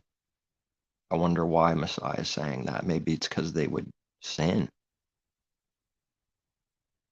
But then, the spirit from above, though, in someone, the Father Spirit, is repenting for that, hates doing that, and yet still screwing up. Then it needs to be cut off a little bit so that you don't screw up the same way like that over and over again. That's how bad it is. It has to be cut off. Like, it won't stop sinning. You have to get the axe and chop your hand off. It will just keep sinning as long as it exists. And the eyes, they'll just keep on sinning until they're plucked out fully. Because it can see. And it's just going to see lust whenever it wants to. So you have to pluck out the wicked old eyes. Which is painful, If you chop your finger off, that's going to be painful. It's a spiritual pain. Something like that. Physical pain.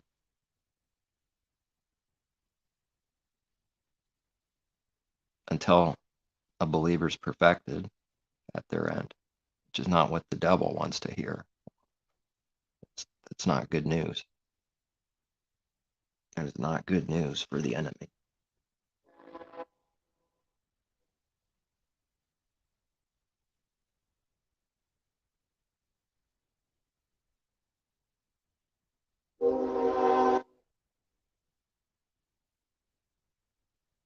Unless the Creator corrects me, that's what I've come to. Convinced in my own mind, unless it's another step that I don't see. Which I do see enough that would be your word is wrong, that it is corrupt, and you have to find which person out there is speaking the truth. I don't know that the Father's going to do that. At some point we have the truth, but it's not like instantly. It would be nice if it was right away about everything. It's like some hiccups along the way to get to it, which is pretty pathetic because then it's always been right there in everyone's face. It took that much work just to start believing that much sweat spiritually, that much delusion and images going out there deceiving to break through just to believe what we read. Wow, that's pretty powerful. That's my experience.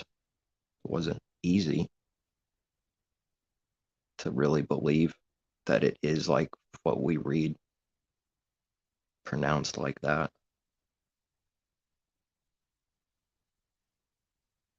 It makes me wonder how the enemy works, even in generations advance, creating organizations just so it can slap a weird, stupid image to something that's true. That way, if you get over here, you have to face the Jehovah's Witness now. And I don't want to be connected to that image. No. So nasty and tricky. Nasty. I'm convinced that's how the enemy works. Creates whole entire organizations to block one powerful truth. Or any truth or truths. And then they'll just attach you to this organization over here when it has nothing to do with that. It's not how anything works. If someone could see, they would see that that's stupid and that doesn't work like that. Of course it's going to have to be like that. Of course the truth is slandered and it's got a bunch of wickedness attached right next to it so that it keeps people away from it. It has to be like that. Just like flat earth. Now you're a retard because flat is not good. Flat tire, flat chest, flat this, flat. So then now you have to face the ridicule of the many billions of people that are going to go, ha ha, retard, flat. He thinks it's flat. Better to be a sheep than a wolf.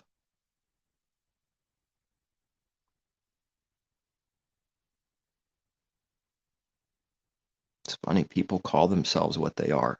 Wolf. Dog. Wretched. The channel Wretched.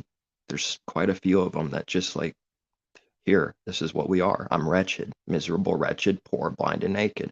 I wonder what his excuse would be for why he calls himself wretched. I'm sure it would be some clever snake response that the many would believe, and then it would be over. That's it. In the meantime, you have the word wretched before all. Wretched. How could someone do that? That's of the Father. Wretched. It's nonsense. Not to even say to do the opposite thing, like proclaim you're good. I'm righteous. But how do you do that, though, on that side over there? Wretched. Strange. Did the delusion get that bad for that person? Is he being taken by the Creator for a fool? Can't see it? That's shameful? To call your own entire self in your ministry wretched?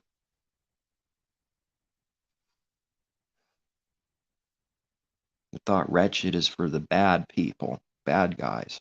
Wretched, the ones that go to hell. Wretched. Why would you name yourself through some kind of bad thing if you're trying to justify it now? Or like, why would you even do that? Attached to darkness, thinks it's cool. I mean, who hasn't thought what they do in the movies isn't cool and wise when they do evil, when they slit someone's throat, and it was a wise tactic? Yeah, I did too. It's not looking so good to me anymore. It's spilling blood for entertainment. Adultery for entertainment. Blaspheming the Creator, even without saying his true name, whatever. It's still doing that with the heart. Even with God and whatever. Constant blasphemy.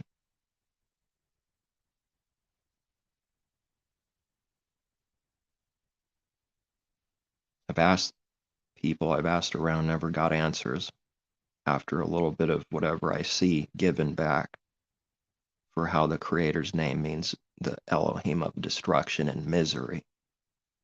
None of them answer. They never come back. They never say anything. Doesn't matter where you go. Just say something. Say I'm a wicked or something. At least respond. They don't even do that. That's pretty strong to say that his name means miserable, wretched, poor, blind, naked, basically. The Elohim of misery and destruction. And you say that about his true name. Have they ever thought, what if that's his name? What they're doing? Let's say you have a friend that you care about, and their name is, I don't know, Bob, whatever. That's common. And you say your friend's name means wicked piece of garbage, trash. But it really doesn't. I mean, that's not good, is it? But this is the Creator we're speaking of now, not just some Bob. Bob didn't create the creation. Bob didn't give life to anybody. And if Bob did give life, only because the Creator made a way for it and did it, Bob still didn't do that or think, I'm going to do this someday before it was born and have kids and create life. I'm going to do that myself. Bob never did that. But that's like a gift. That's like, oh, you better take that with some serious responsibility, or else you might get prideful and think you're God and get confused about being in his image. I'm in his image. I can kill and destroy whoever I want, like they've shown in the movies too. I think in the movie Noah, the wicked group is getting confused and going, I am in his image after all. And then, you start slashing people. He takes life, I take life. A little bit confused.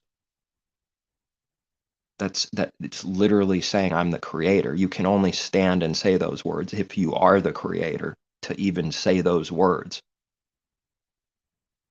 That little man is not the Creator, though. There's a big difference. Is it prideful for the Creator to say, I am the Creator because it's true? Or is he doing that out of pride and evil? Or is it because it's just true and he's doing truth? It can look how easy it is to make the creator look desperate, weak, cowardly, wicked. It's too easy to do. Anybody could do that. He's begging for our worship. He's a coward. That's how easy it is to do that. What that person thought in their mind and how that works literally has nothing to do with him. But I guess, obviously they can't see that. He's not insecure at all, because that's out of weakness and sin. That requires some kind of insecurity to do that work. Claiming the creator's doing that. He's not insecure.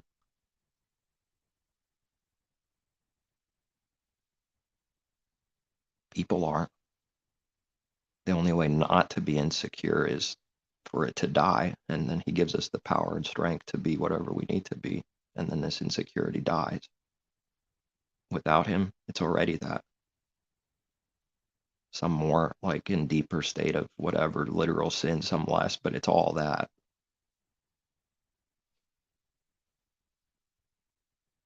Judgments are all over the earth.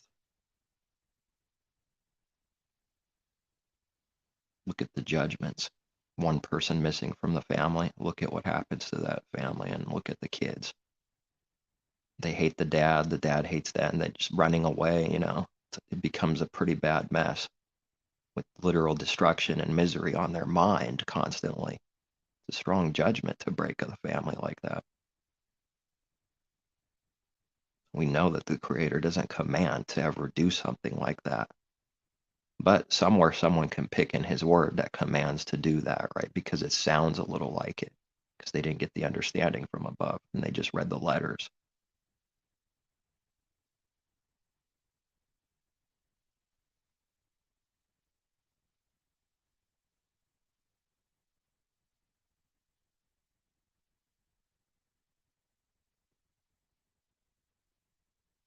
You just give up all hope that someone could understand anything. It has to be like that, or else it's putting expectations on someone. Closer and closer to the perfect thing, which is insane. To do something as if you would expect them to believe or understand, but you don't actually expect them to, and you still do that. It's like insanity. It's like the definition of insane to this world. When it's actually the only definition and meaning and work of good, with no strings, no false intentions, no trickery attached, with nothing expecting back. We do read to do that. If they take it from you, don't ask for it back. It's a little deeper than just a literal sweater or something taken, isn't it? Doesn't this apply spiritually on a greater level to always do that? Or is it just about someone thinks just one carnal thing? Basically, then never expect or ask for it back if it was taken. Well, this would be faith. Faithless would be screaming for it back. That's the truth.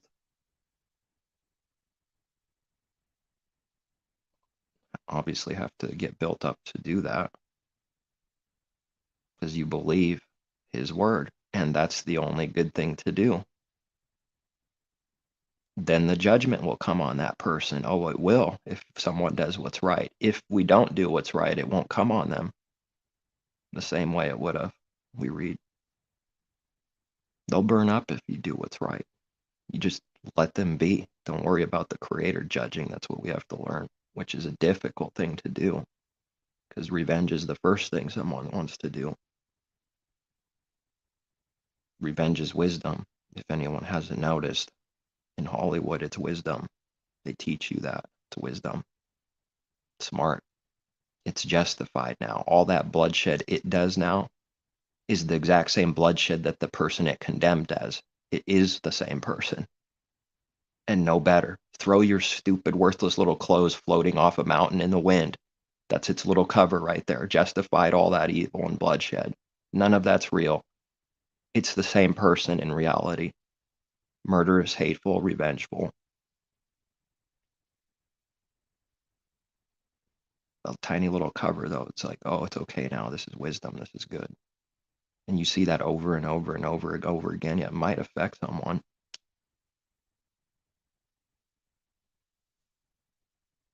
These snakes don't. They do deception. Some of them probably study it to see what deceives the best. So they're so deceived themselves. To do that, you have to be deceived to deceive people. You have to be deceived to deceive people, and constantly, purposely.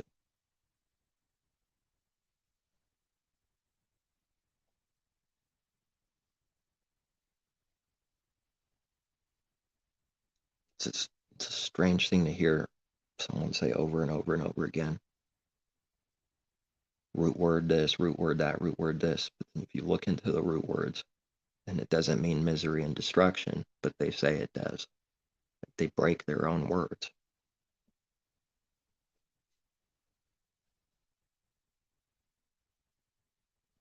Etymology and root word etymology, all these things. Not seeing any good work, consistent work. It's denying its own words. It does seem how the Hebrew works is root words.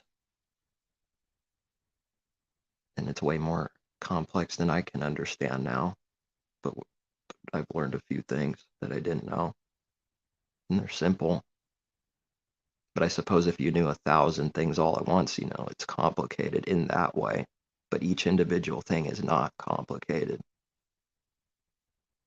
Every little individual thing is not complicated. Just the whole of it could be without any knowledge, like the stars in the sky and all the patterns way beyond whatever I could see. But each little thing and how it works is logical and not complicated because it's truth. But 10,000 things working together at the same time, that's the way truth is complicated. Which is good when it's like that. Lies are complicated because each individual thing is against its own self, covering itself, accusing something else of being what it is, and then it ripples down with everything, so it's complicated, confusing, which creates an image of the truth, complication of many things working together, but it's actually because it's stupid. So it creates the same image of complicated, but the lie is actually complicated because it's stupid.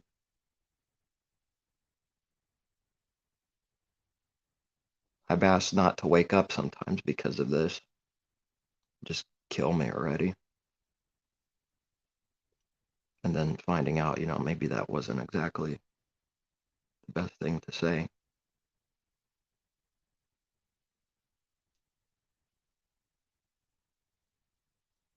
Even though I do read that, I wonder why we read that, because I end up doing the same thing for the same reasons that we read.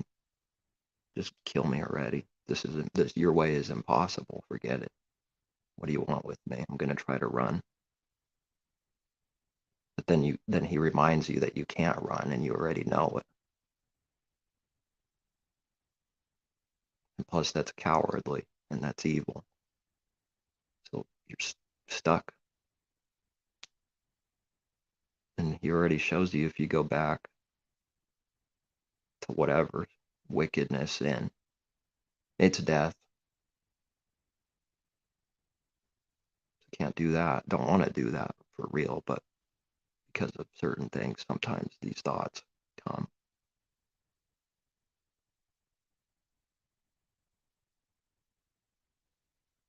It is just weak little man, pathetic weak little man, saying, kill me.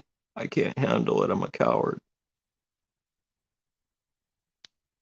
This thing grew up and then you took it away in one day. Kill me. Oh, you don't send judgment and destroy a nation. Kill me. I wanted to see that nation destroyed. Kill me. That's pretty evil. It's pretty evil. Kill me because I didn't see the nation destroyed, because Nineveh repented. Kill me. We read those words for a reason. It's not like we don't read that for no reason. It's happening in people's heart.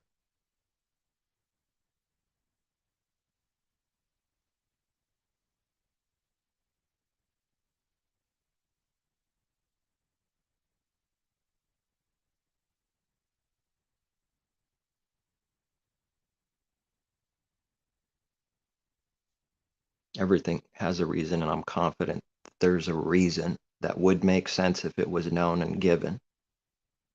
Why it's yeah in the beginning and Yah at the end, and that there's a difference. I know there's a reason, and it would make sense, and it would be true, and then it would be like, how did I not see that? If it was given, that's how it would end up being like, where the two things are both true at the same time so often. Yah and Yehovah and Yah, both true, but the reason, something there is missing, some kind of understanding for why it's like that. And that's all. I mean, that's something to just bring out, is that it's not even an option with anybody, that we're missing, someone's missing something that they don't know. That's not an option. That's not possible. That his word is actually true and there's something missing in us. That's not an option.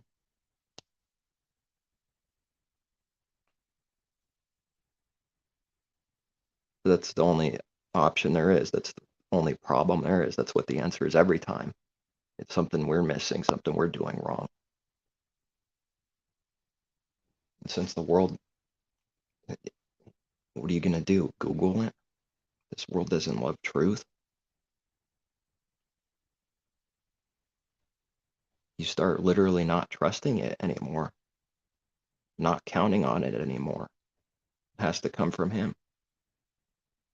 And if he gives the reason on this, well, that would be good. And if not, then he doesn't. Although, what's to stop someone from asking?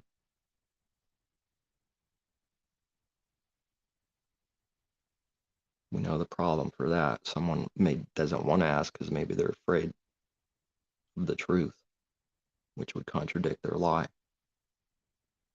that they were teaching for 30 years. It's a little bit of a problem after doing it for 30 years, 10 years, 5 years.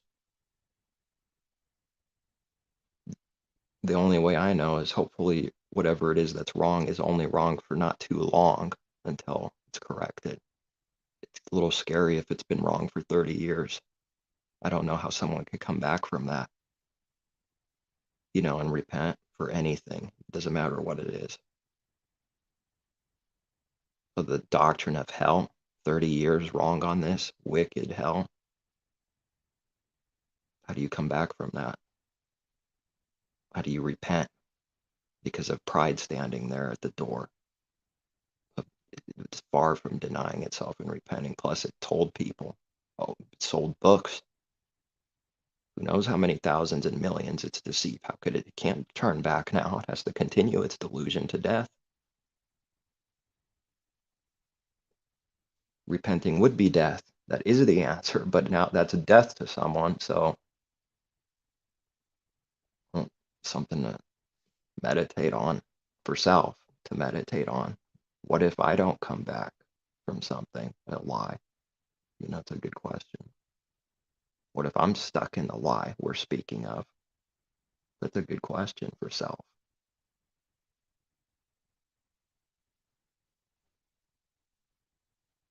I wish someone would say, though, how what we read is wrong, if it's wrong, and prove it. Without proving they corrupt his word, it's not even possible. Because we're touching and dealing with the truth. How can someone prove his word is wrong in reality and corrupt? Wouldn't they give themselves away for what they are, what they really believe?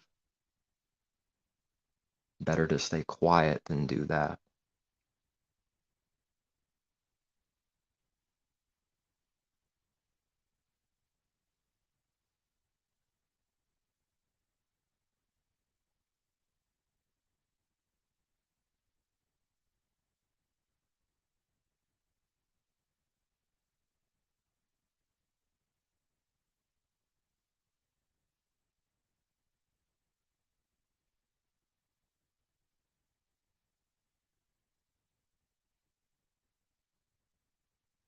Yeah, there's too many connections with truth. It's not ever by itself. It seems to be the same for his name too. It's connected. It's not standing all on its own. It's connected to his word because it comes from him. So there would be patterns, you start seeing patterns, connections with that name.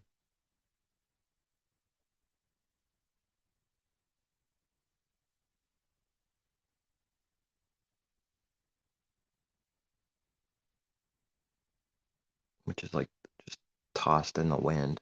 It's definitely not that. Messiah's name, oh, it's definitely not that. Just kind of whatever. What are they thinking when they do that? Not even able to think.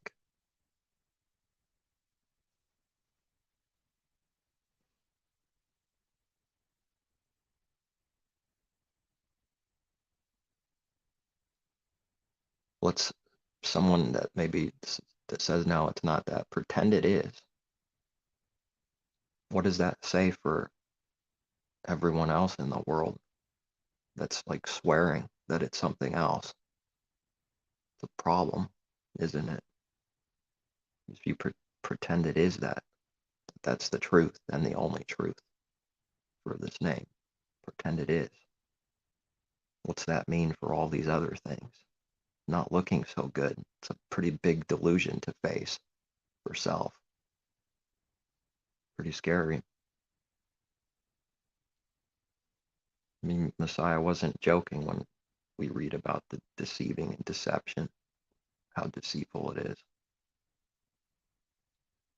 A little pride creeps in, done, deceived, judgment. And you believe the lie because part of the judgment is to believe the lie, which makes it look convincing. It makes it look just like the truth for an image.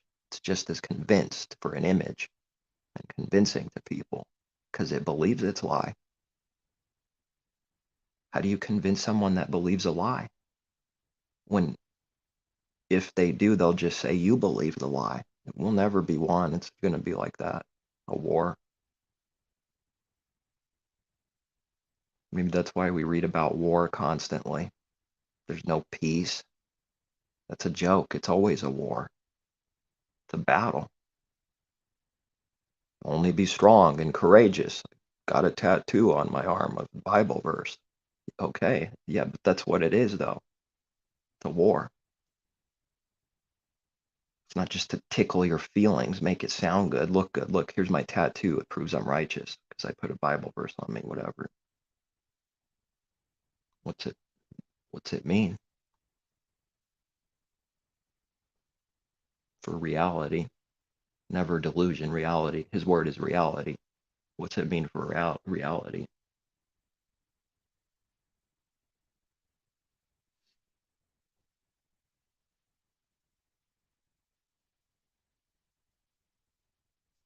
That means there's the enemy's going to be seeking and selling a false peace of peace. And it's cricket. It's the false peace. They say we have peace in this place. There's no peace. They ever read? Enemies want to kill you. There's no peace. That's a lie. Messiah knew this, obviously.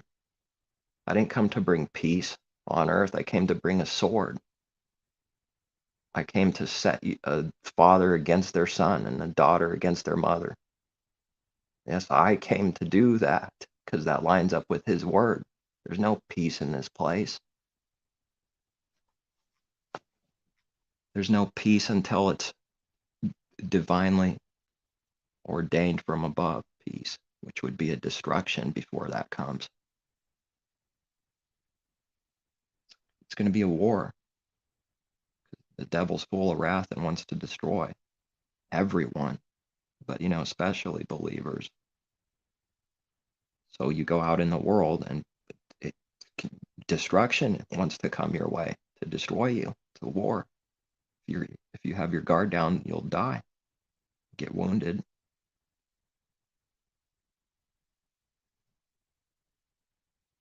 Start spiritually dying. So translation, those that have this false peace thing going on in church or something, translation is death. They just got them to be in death because there's only death in that. There's no peace in this place like that. It's false. You have to do a lot of sin to get that little bit of peace. Yes, a lot. Didn't they learn anything from Solomon? You want peace. You want so much peace. You have such a good intention and will. King. You just want so much peace. That's what it is. You just want to make love to everyone and all the women and all the nations and have a bunch of whores everywhere from other nations and become one with them. And then what do you have to do for this peace? You have to worship their gods. You have to. If you're going to get a little bit of this peace, you have to do a lot of sin for it. And what was his end? What happened because of that? Strong judgment comes on not just one person, comes on many people.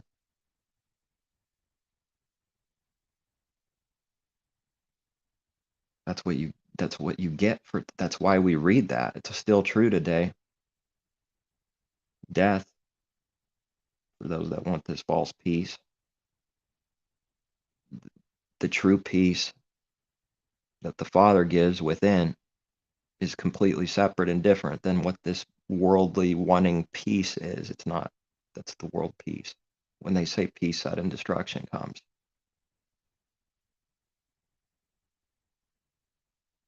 Because it was false from the beginning.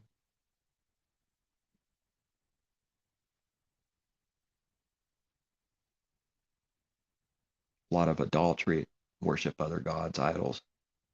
A lot of more than I can think of even right now that he had to do to get that peace.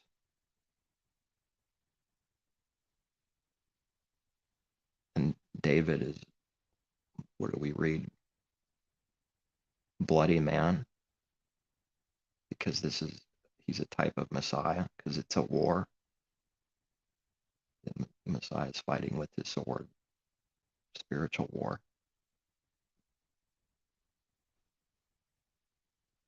Bloody war.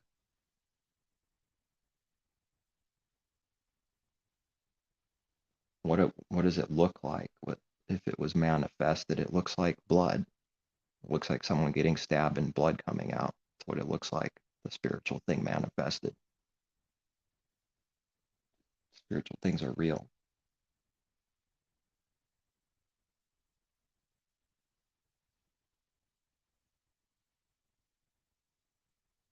And yet we can't do literal war, carnal warfare, because there's an understanding to be had for what it's pointing to, what it really means. Is it spiritual warfare, not carnal? That carnal warfare reveals who and what mankind is and what he wants to do, which is murder, evil. Yeah, this war is different. There's no fighting with swords in this war. Just spiritually, though, but no literal sword. Guns, fists, threats. Don't mess with me. Did Messiah ever threaten anyone?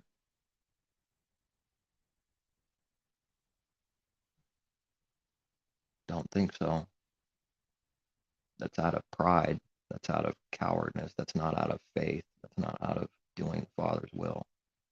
Threatening. Like, if you do this, or else, and point a finger right at someone's forehead when their hand is shaking. Don't you ever say that.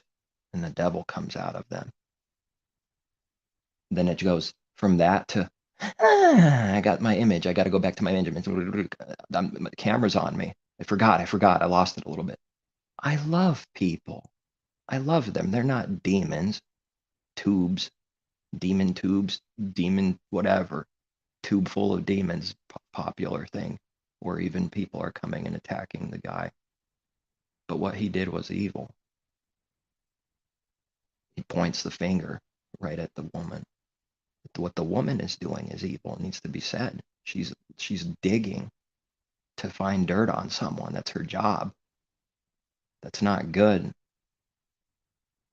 Talking about what sin is one thing, but then to personally attack an actual person and try to literally find literal dirt on them and spread it to all the world, that's evil too. It's both parties guilty. Just quickly throw a few scriptures out there. Abraham was rich, and that's how he justifies his love for money, with his word. That's how easy it is. It's gross. Nasty. There's nothing you could do to change their mind. If you tried to give them truth, they'd rage and stomp all over you.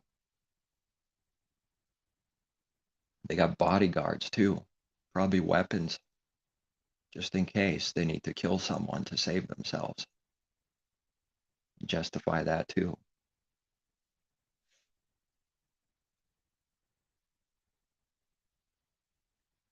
Who knows what they got in those airplanes? Never know. These people aren't so lost and dark. They don't have any power. It's very likely that they're on things heavily. Very likely. Might not be that's their big weakness or whatever. It just usually comes with the territory of that much sin. You know, on this hard stuff, while they're like masquerading as a minister of the gospel or something. Its own work is a joke to itself. How can't people see that what they do is a joke to themselves? How is it they can't see it? Which they would see. They give themselves away all the time, that what they're doing is stupid, because they're being judged right before the Creator's presence. When they do something foul and stupid, they have to believe they're stupid.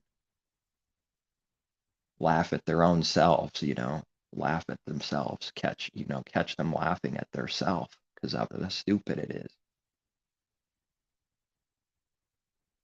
One little blow and Corona's going to go away because the guy did something in front of a camera, and then they laugh at themselves and laugh at the crowd for believing it's stupidity.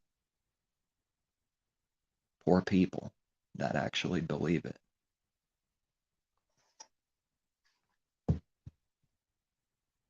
And he's going to have, just like anybody, those people will defend them.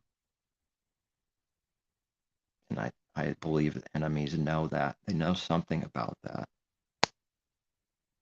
And they'll take advantage of that. How do you cover a bunch of sin and evil? Just dump a bunch of money at it, throw a bunch of money at it. That's how people forget. Kill someone, no big deal. Just give them a lot of money. Everyone has a price, like they say. And even when evil does happen, the receiving side is incredibly greedy and just goes to court for millions of dollars for something that like no life was cost, some object, something, whatever, they did something they didn't like, and try to sue them for millions of dollars. It's trying to get its advantage. It's got its opportunity to get rich. It's going to take it. I did come across something that just pops up on YouTube because, I don't know how the algorithm works, but if they want people to see it, most people will eventually see it. And it's like a popular movie star or whatever in court, and it's nothing but death and destruction. Johnny Depp, that's who. It's all sad. It's all messed up. You get little pieces of what's really happening that people try to hide and cover, and it's not good. These Hollywood stars are not doing good. They're all secretly like in darkness and destruction and on something heavy to try to bear with it. And the raging lunatic that points the finger gives them the worst news possible, which should make them turn away. It should make them do evil back to that person, because that can't be blessed. That person did evil and lied to them with the false gospel. Should only expect that. Not saying that's good, it just shouldn't expect anything else. The beast wages war with the harlot. They don't like each other. Because the beast sees some kind of dirt, hypocrisy, and, so divided. We read something about the beast burning the harlot up with fire and eating her flesh. They don't like each other so much.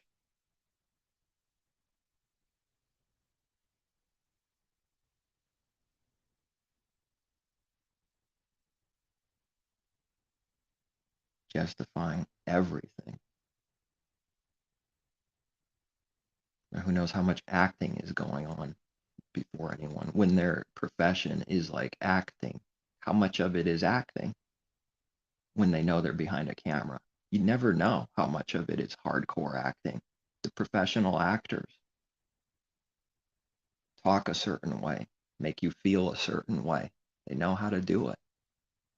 Not just actors, but like if you get good at acting like in Hollywood, it's on another level. It's like really getting good at it. And their life is just one big lie.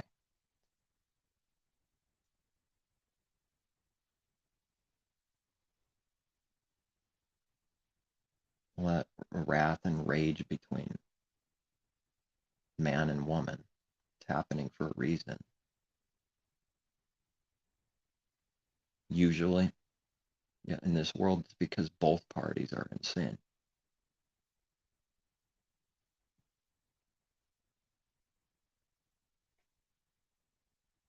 And so then each one is receiving their due.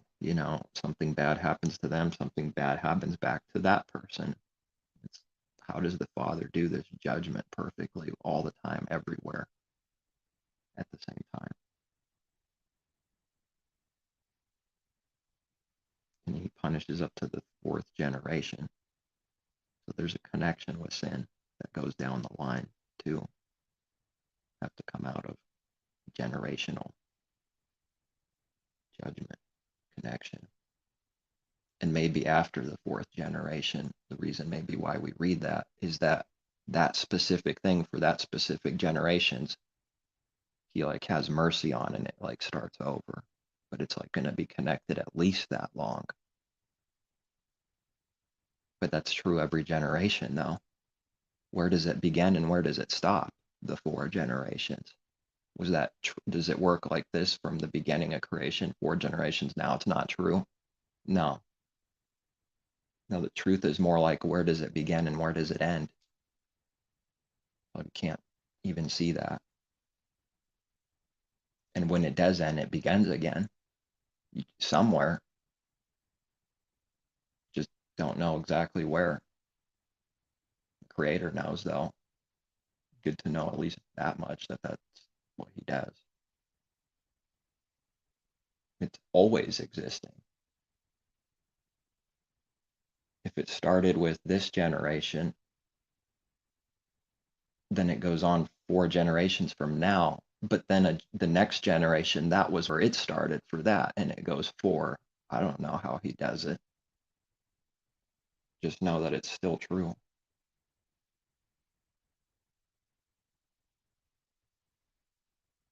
Whoever sheds blood by man, their blood will be shed. So if you hate someone in the heart, expect to be hated back. They'll be sent. They'll be sent. Maybe not instantly, maybe sometimes instantly. And then you have to discern the difference between that and just hate for doing good, because both happen. They're two different things. Pretty disappointing with how we think things work. Either or could be happening.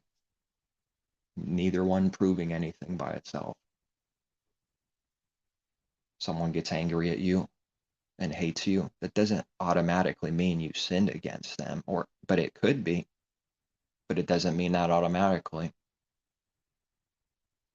How would someone know unless they really saw with discernment and knew, but they just quickly judge as if they're the creator? Boom, done. I'm the judge.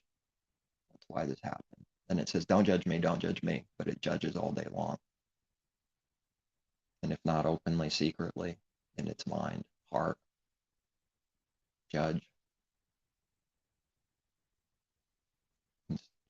And if we don't know something, it should be, I don't know. Just let it be. Just let it float right there and let it be. Don't touch it.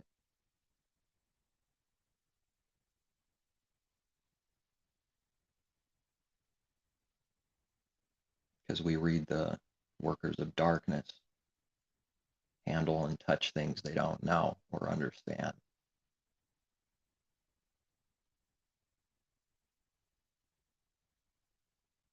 Something even about mankind touching things that like the angels of heaven wouldn't even dare. Man goes there and dives into the toilet bowl where the angels of heaven wouldn't even dare do anything like that. But they just say, Yehovah rebuke you. That's it. But not even to do any evil or slander and do wickedness to an enemy. Not even dare go in that direction. That should be the goal.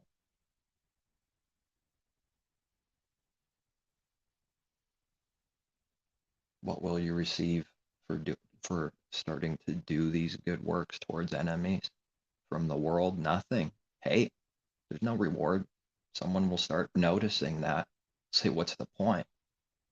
All I receive is evil for doing this or that good. Might as well do evil. That's what the thought will be. You don't receive any good from the world for doing good. Speaking of the real good, not fake. It's not going to be rewarding you. Here's a trophy for exposing everyone's sins by doing good works just alone. They're going to attack you. You need to disappear. If there was a trophy of you, they'll piss on it and then throw it in the river, dash it to pieces. Not that there should be a trophy of us anytime, but just to point out if there was, that's how quick it flips its switch on you. And that happens all the time. It's always a shaky balance with worldly people, where you think maybe it's getting along and maybe son is getting along with father, and then it blows up again, and then it just keeps repeating over and over again. Never works. But that could be like with anyone. Pick that up in the movies too. You see the tension. It's not real. They're both sucking up and doing some kind of sin, and it's just a matter of time before they hate each other again. And it doesn't last, does it? And you get that feeling it's not going to last. Why? That's how it is in real life. Think you can make friends with an enemy and it's like going to work out, and then it never does. Something going on there for it not to work out. Because if it's not real, and if it's just sin, fakery, it won't be allowed to work out for real. That's why it blows up. The Creator doesn't allow fakery to stand.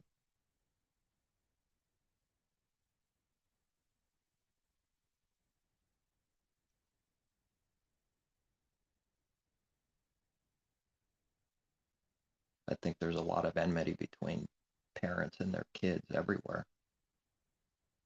More than whatever the World is what's the world going to speak about it? It's going to give you entertainment to shut you up.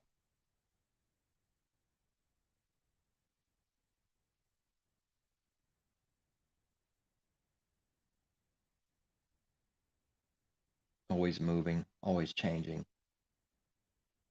like all the time. It's got to change its product every 5 days now. It's going crazy. Makes things bad on purpose so that it breaks and fails so it can make money in the future. It secures itself.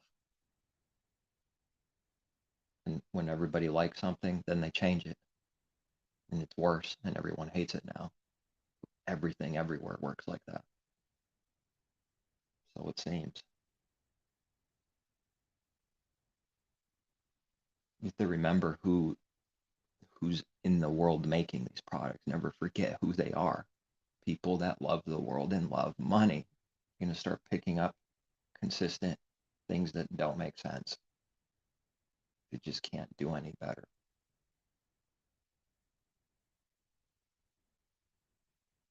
At least the vast majority of them will love money.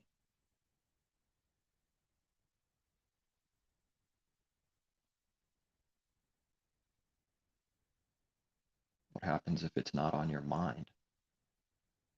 What's there to replace that with? That's why it's a problem for someone that doesn't know the Creator at all. They can't imagine what it would be without those things in their mind. Like impossible. Because it's impossible for them, it must be impossible for everyone else equally. They must be just like you. There's some truth to that, but not out of good intention.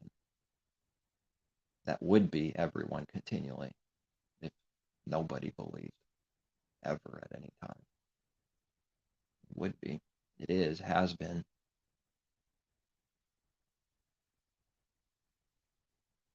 But then it becomes a stranger in the land. You don't belong because it's not making any sense. What are you supposed to do?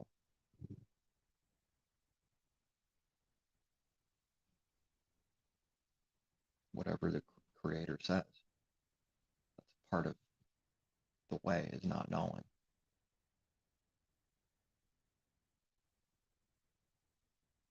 Or did someone think that you know what the next move will be? And then even further, a year from now, 5 years from now, How could someone know that?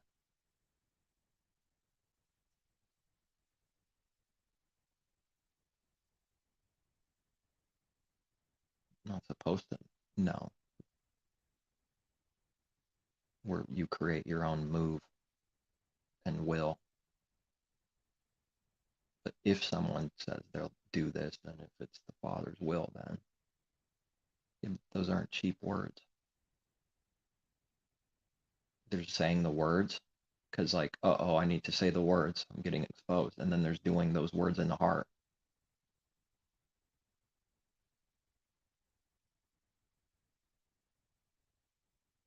The Israelites don't know where they're going next.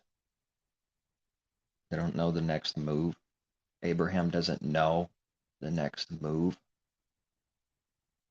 Just to get that picture, literally not knowing.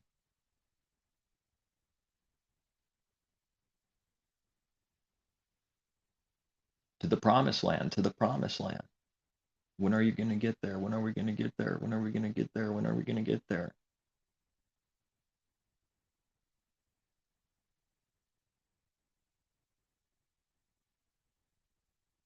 Well, for them, they didn't get there. What does that look like for a believer, though? Kingdom of heaven. Not so good from the world's view and perspective. Supposed to be good, but not so good compared to what the world is doing and saying. It looks like you just dying with nobody around and you finish the race. Who wants that? And everyone abandoning you, most of them, like they abandoned the apostle. And they continue to abandon him today, saying he's false. so many people and abandon Messiah because look, he's on a stake, he's dying. He must be wicked. I don't want to be attached to that image. Finish the race. The Creator killed me. That's the promised land. No, I think I need to get rich real quick and focus on money, houses, cars, women, worldly things. I don't like that. Definitely not. Okay. All right. That way is death. Don't forget. And it's going to get worse and worse, and you'll never be satisfied at any time about anything. It won't work. And envy will eat you up like cancer. Because there's always going to be someone that has more. And who knows even how much truth there is to this billionaire thing. It's just a stage. Who knows how much of this is false? And if everyone's in delusion for rebellion, I mean, what is true?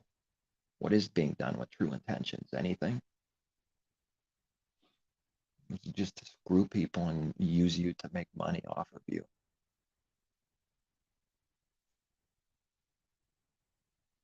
Sell the image that it's all okay and it's working and it's all true when it's not. But people want to believe the lie because it's uncomfortable to believe it's not true. See, it's not true.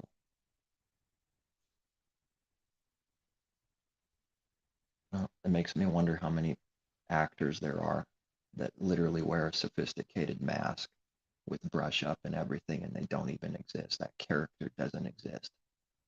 How would someone know when the technology is that good? When they do have it and it is that good, looks just like the real thing. How would you know? And then if you do believe something, that means they got you to believe a lie. That they can't love you for getting someone to believe a lie. Why are they doing that? Because they're in strong delusion if that's what they're doing. Why would someone think that's a good idea? I'm going to trick everyone. I'm going to lie to everyone because they have to, because all that worship is sin. So they have to hate the crowd by doing evil to them like that. Just say something real quick and post it on Facebook that proves what they said is true. They're fighting all the time. These people these stars, these sports players, they're all fighting and bickering, making fun of each other constantly, full of pride, envy. And they got millions of dollars. They got all kinds of cars and houses beyond imagination. That it's like just so they can say they have it, because they definitely can't use it all. Not even remotely. It's not even about the literal cars. What on earth, what kind of heart does that take to go there?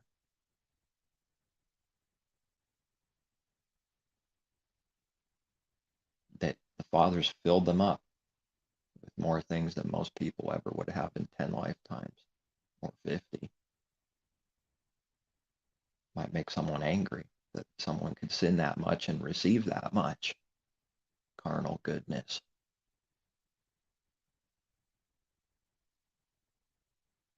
Make someone shiver and faint.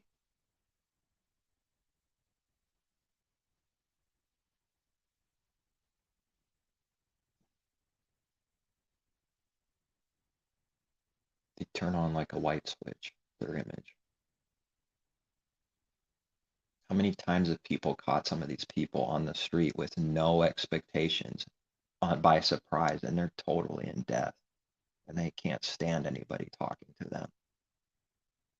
How many times? People can search it, it exists.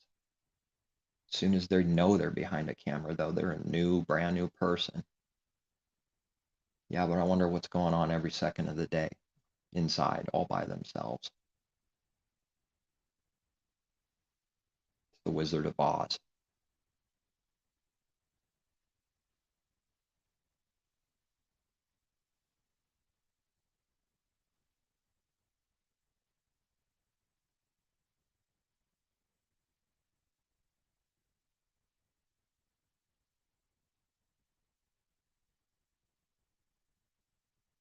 I don't think that's it.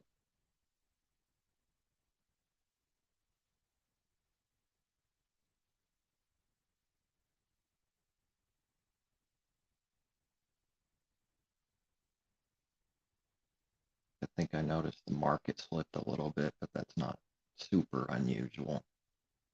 Just one of these times it might just slip, and it's going to be a big slip, little slippage, 50%, 60%, 70% down.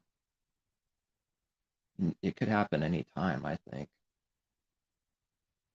It's a mess. And plus, they want that. It's pretty obvious what they want. They call it the reset, the New World Order. It's getting out everywhere. Not even like a conspiracy anymore. It's just revealing, the Father just revealing things to those who can see. He like reveals more and more as the time goes by. It's going to expose everything at some point. Everything will be known. The darkness won't be hid.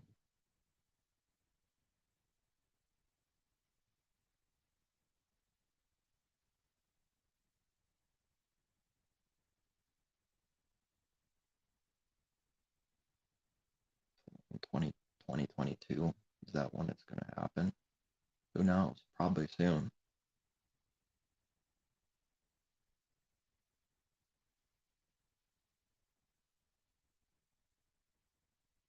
A trillion ideas and opinions and things all coming out at once. It never could be one. Never. People that think that this world's going to become one, it's laughable. It's not happening. How many more thousands of years do people need for proof that it can't happen? What should the world do? Repent and stop trying. But is that going to happen? No, that's not going to happen. So they have to try. They have to do whatever they want to do. Tell everyone they want world peace. Raise, the cost of living, all this fakery. It just makes me think of the system and how fake it is. It's just a bunch of numbers. What is it built off of? What is it? I guess it has to sort of be fake. The real fake thing has to be real to create some kind of order, literal order, control.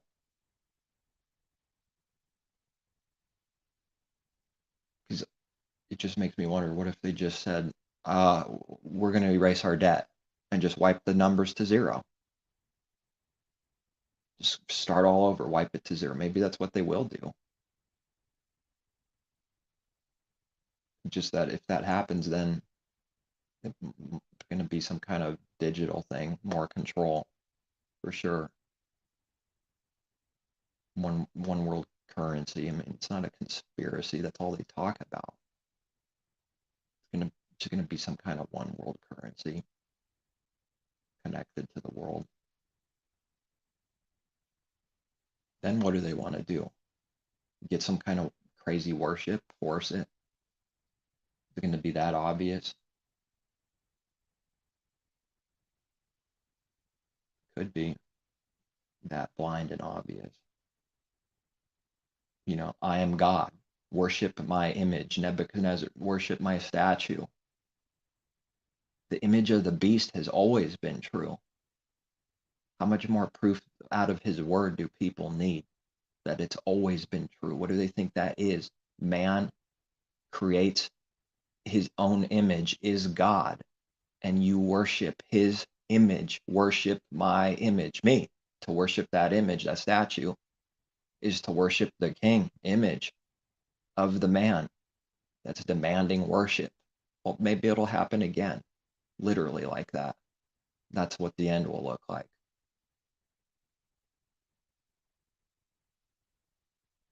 Why wouldn't it be that crazy and insane when the world is already that and has been that? Wouldn't surprise me.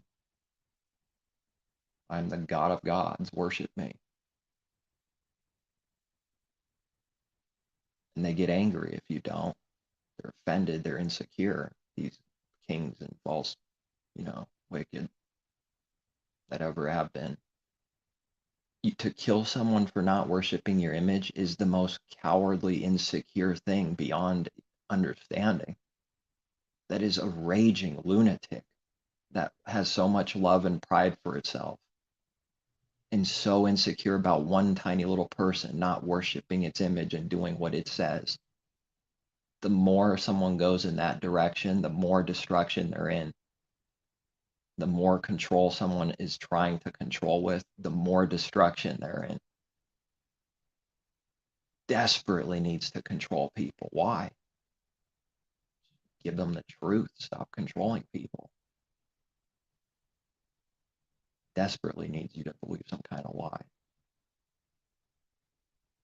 Anything, as long as it's a lie.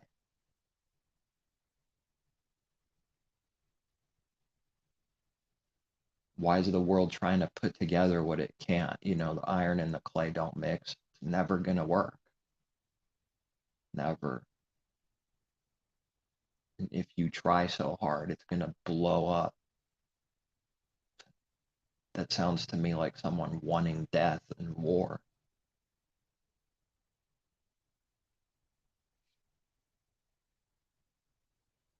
When someone stares you down and you're not even looking at them and they go, "What are you looking at, punk?" That person wants war.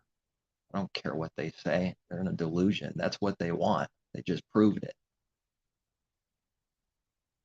Whereas there's nothing good you can do. If you do this, you're screwed. If you do that, you're screwed. Even if you get on your knees and worship them, you're screwed.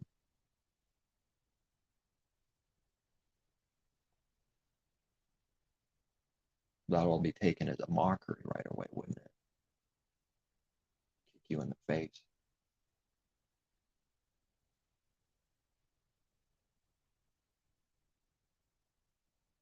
Get that image from the prisons. People in prison, but people do that in real life. Thugs. They're looking, they're sniffing for war.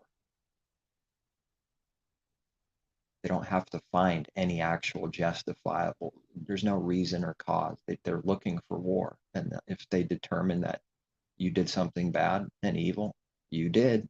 Doesn't matter if you did or not. That's how it works. They determined in their prideful mind that you did something, it's over now. You did it. Whether you did it or not.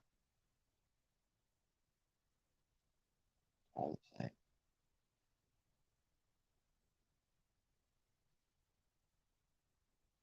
That's a false accuser.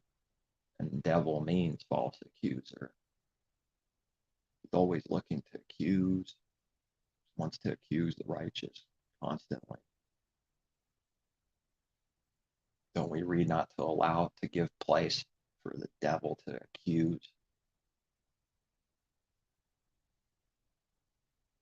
And that's how the Father doesn't allow any sin to slip by. It'll come out. For anyone that believes in him, the judgment will come back and you'll be spotted.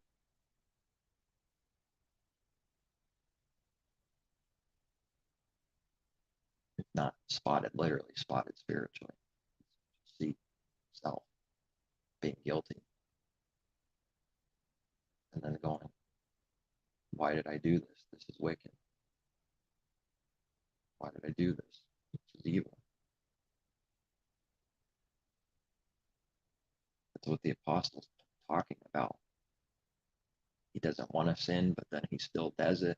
And what he doesn't want to do, he does. And what he does want to do, he doesn't do. This is the war. Just within self.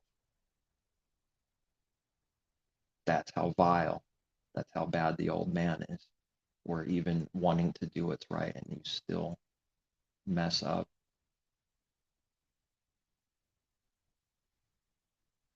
And it makes you clench your, tighten up your fist to want to punch yourself for being wicked, stupid, liar, hypocrite.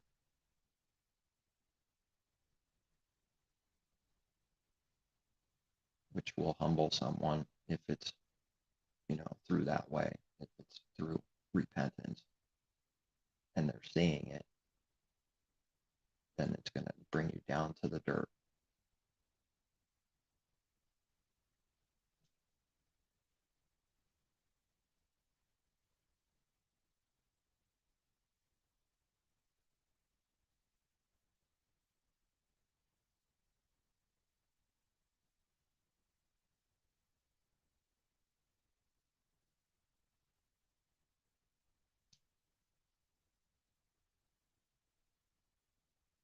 If you ask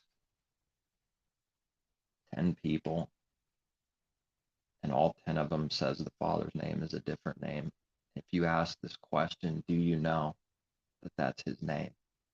Well, what's the answer going to be? Well, they would say they know, right? 10 different ones saying they know. There's a problem with that.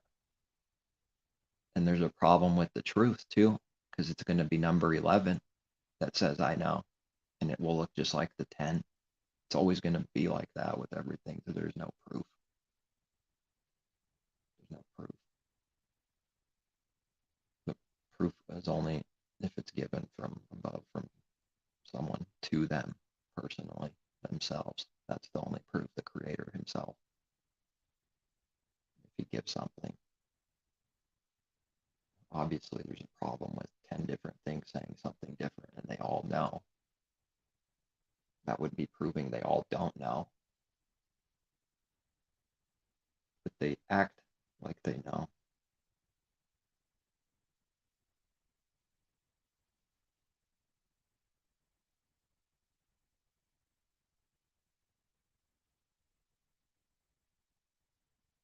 And there'll be the others that say you can't know.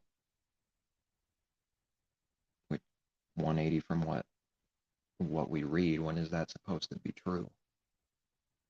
In the distant future, just like judgment, just like everything, just throw it away. It's in the distant future someday.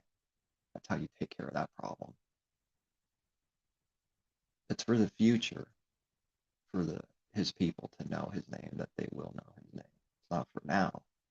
That will be true in the future. Even though his people knew his name thousands of years ago, that we can even read, they knew his name. But now there's like a gap where you can't know when they did know. And now there's a gap of not knowing. You can't know until the future sometime. Does that make sense?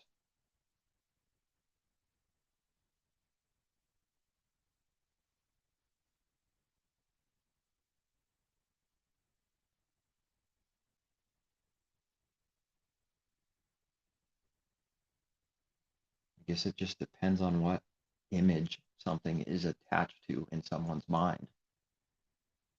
There's something causing someone to think such and such, this or that truth is not true. There's something causing it to think it's not true. Likely kind of an image attached to that it's not wanting to be attached to at all.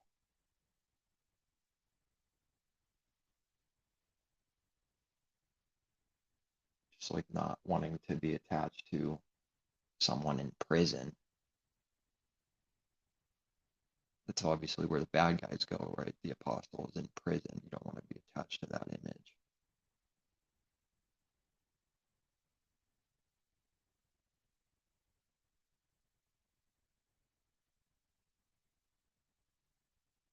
You read something about being not offended or whatever at his chains.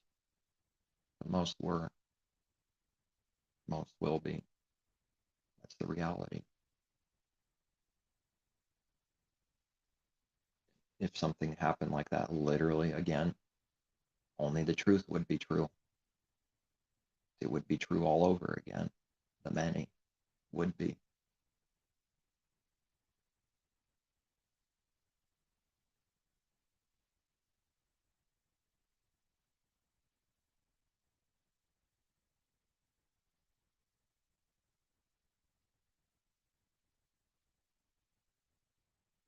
It is a certain freedom not to be doing that. slavery to self, sin. So that's freedom from being a slave to self and sin and worshiping self's image, which has to die constantly. By learning what it is to worship self's image and protect self's image and defend self's image in this situation, in that situation, which will be at the beginning saying, that's not sin. I didn't do anything wrong. Definitely not my fault. I didn't do it. That's what it will be like in the beginning. I had good reason to do this or that. Everyone else would do that. Who wouldn't do what I did? Well, they're right. They're speaking out of the world in and of the world.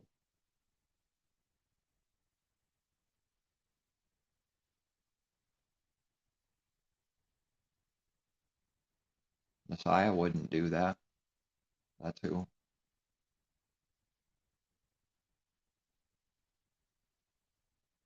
And what do we read in Psalm somewhere? Many times we read constantly being attacked by enemies, but they steal from him. How does he say it? They steal from him and he has to repay. He has to repay anyways. It's your fault anyways with evil. You have to pay for their sins. Took what wasn't theirs or whatever, and it's as if you're a thief and you have to repay. Reading something like that. That's how evil works. That's what it wants you to do. You end up having to do it so then evil can go and play with you like a little teddy bear, throw you around like a dog playing with a bone. Because it takes advantage of someone doing what's right and good, and it starts countering against that. Takes advantage of you not being able to do the same thing it does. Starts throwing you around like a rag doll.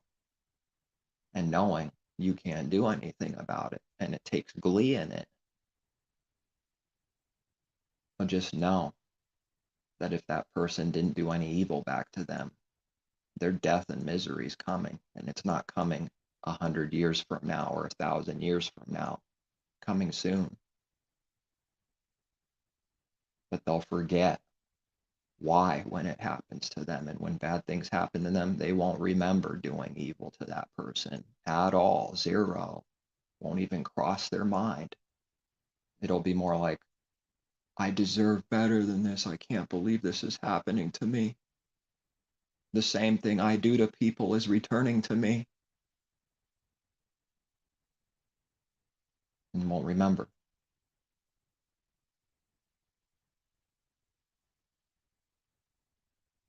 You didn't have mercy on someone. Now someone's not going to have mercy on you when you need it. What about that? It doesn't like that. It doesn't like eating its own works. Stupid, isn't it? Contradicting and hypocritical. To do the very thing we hate if it were done back to us.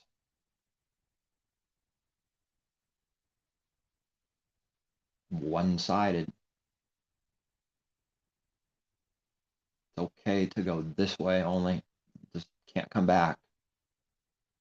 If that's not a God in our own mind, then I don't know what is. If that's not the Creator sitting in the throne room, I don't know what is.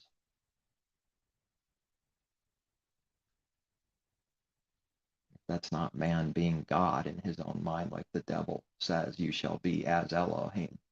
You shall be like Elohim. Then I don't know what is.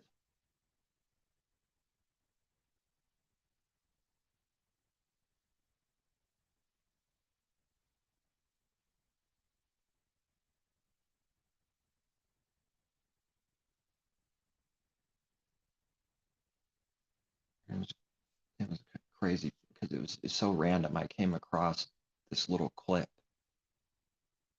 and it was like one of those short YouTube thing, whatever, a few seconds, and it was someone walking up to Joel Osteen, and he's looks like normal, huge smile on his face, and then he puts the arm around him, and then while they're smiling together, you're a piece of shit, Joel Osteen. And he smiles some more because he has to cover his hatred. He can't do anything. He's a snake. But the person doing that is doing evil, though, to him. And it's on camera, and now it's out there for the world to see. You could see the person getting judged for doing what he did right at the end. Coming back on him.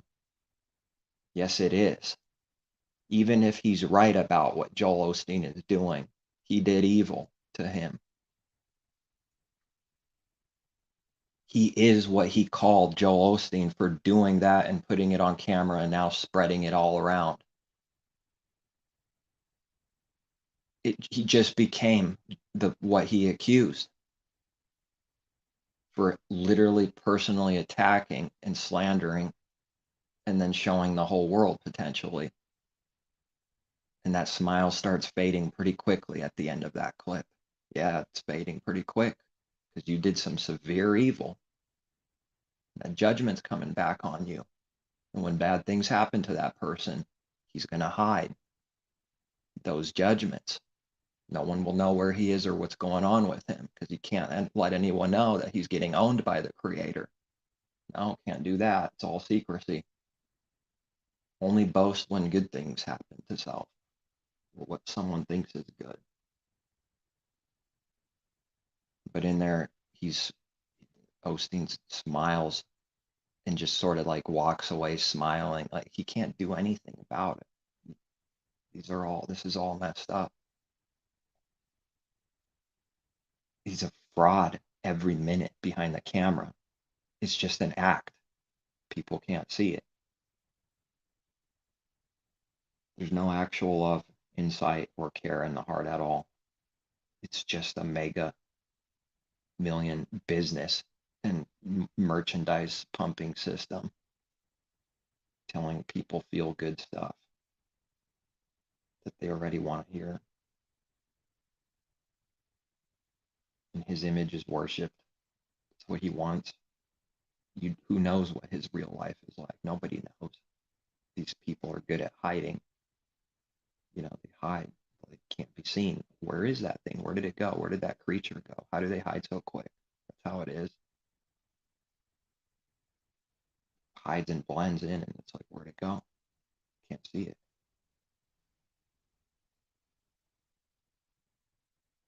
It's only seen when it wants to be seen, for what it wants to be seen.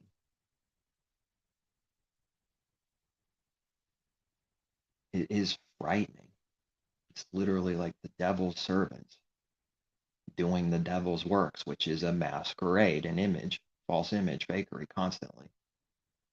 And seemingly looking like it's getting away with it and deceiving millions and getting paid millions. And then people will believe this is good, this is good, this is good because they worship the image that he sold.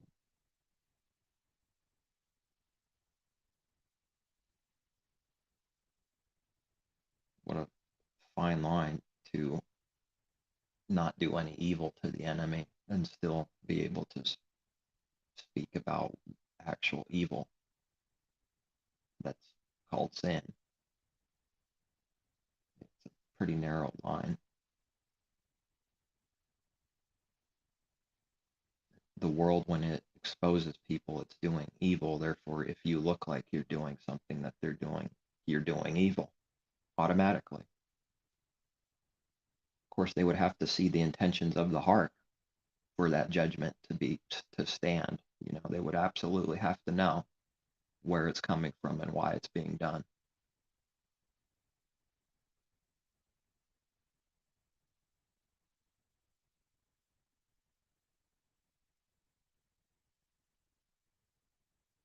Because if it's an automatic like that, well, then here's how that works. The creator is evil because it speaks about man's evil. That's automatically evil. No way the creator could do that without sinning. He's evil.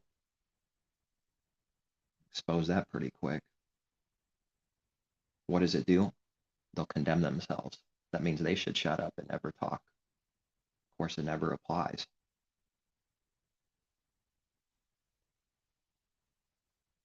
There's no way to do any evil without being a hypocrite or condemning self or being exposed for being exactly what it accuses.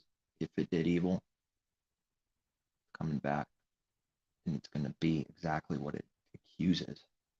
If we do the truth, it won't do that. Just truth. It's only good. Keep going forward for good. Doesn't point over here or point there. It doesn't come back. It's not hypocrite. It's not hypocrisy.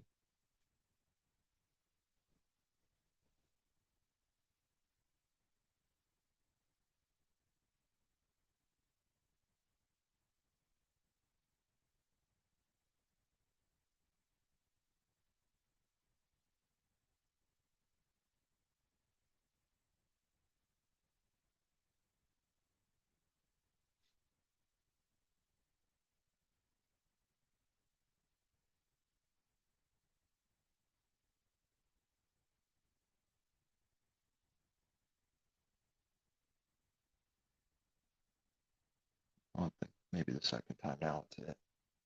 All right. Peace. Take care. Seek truth from above.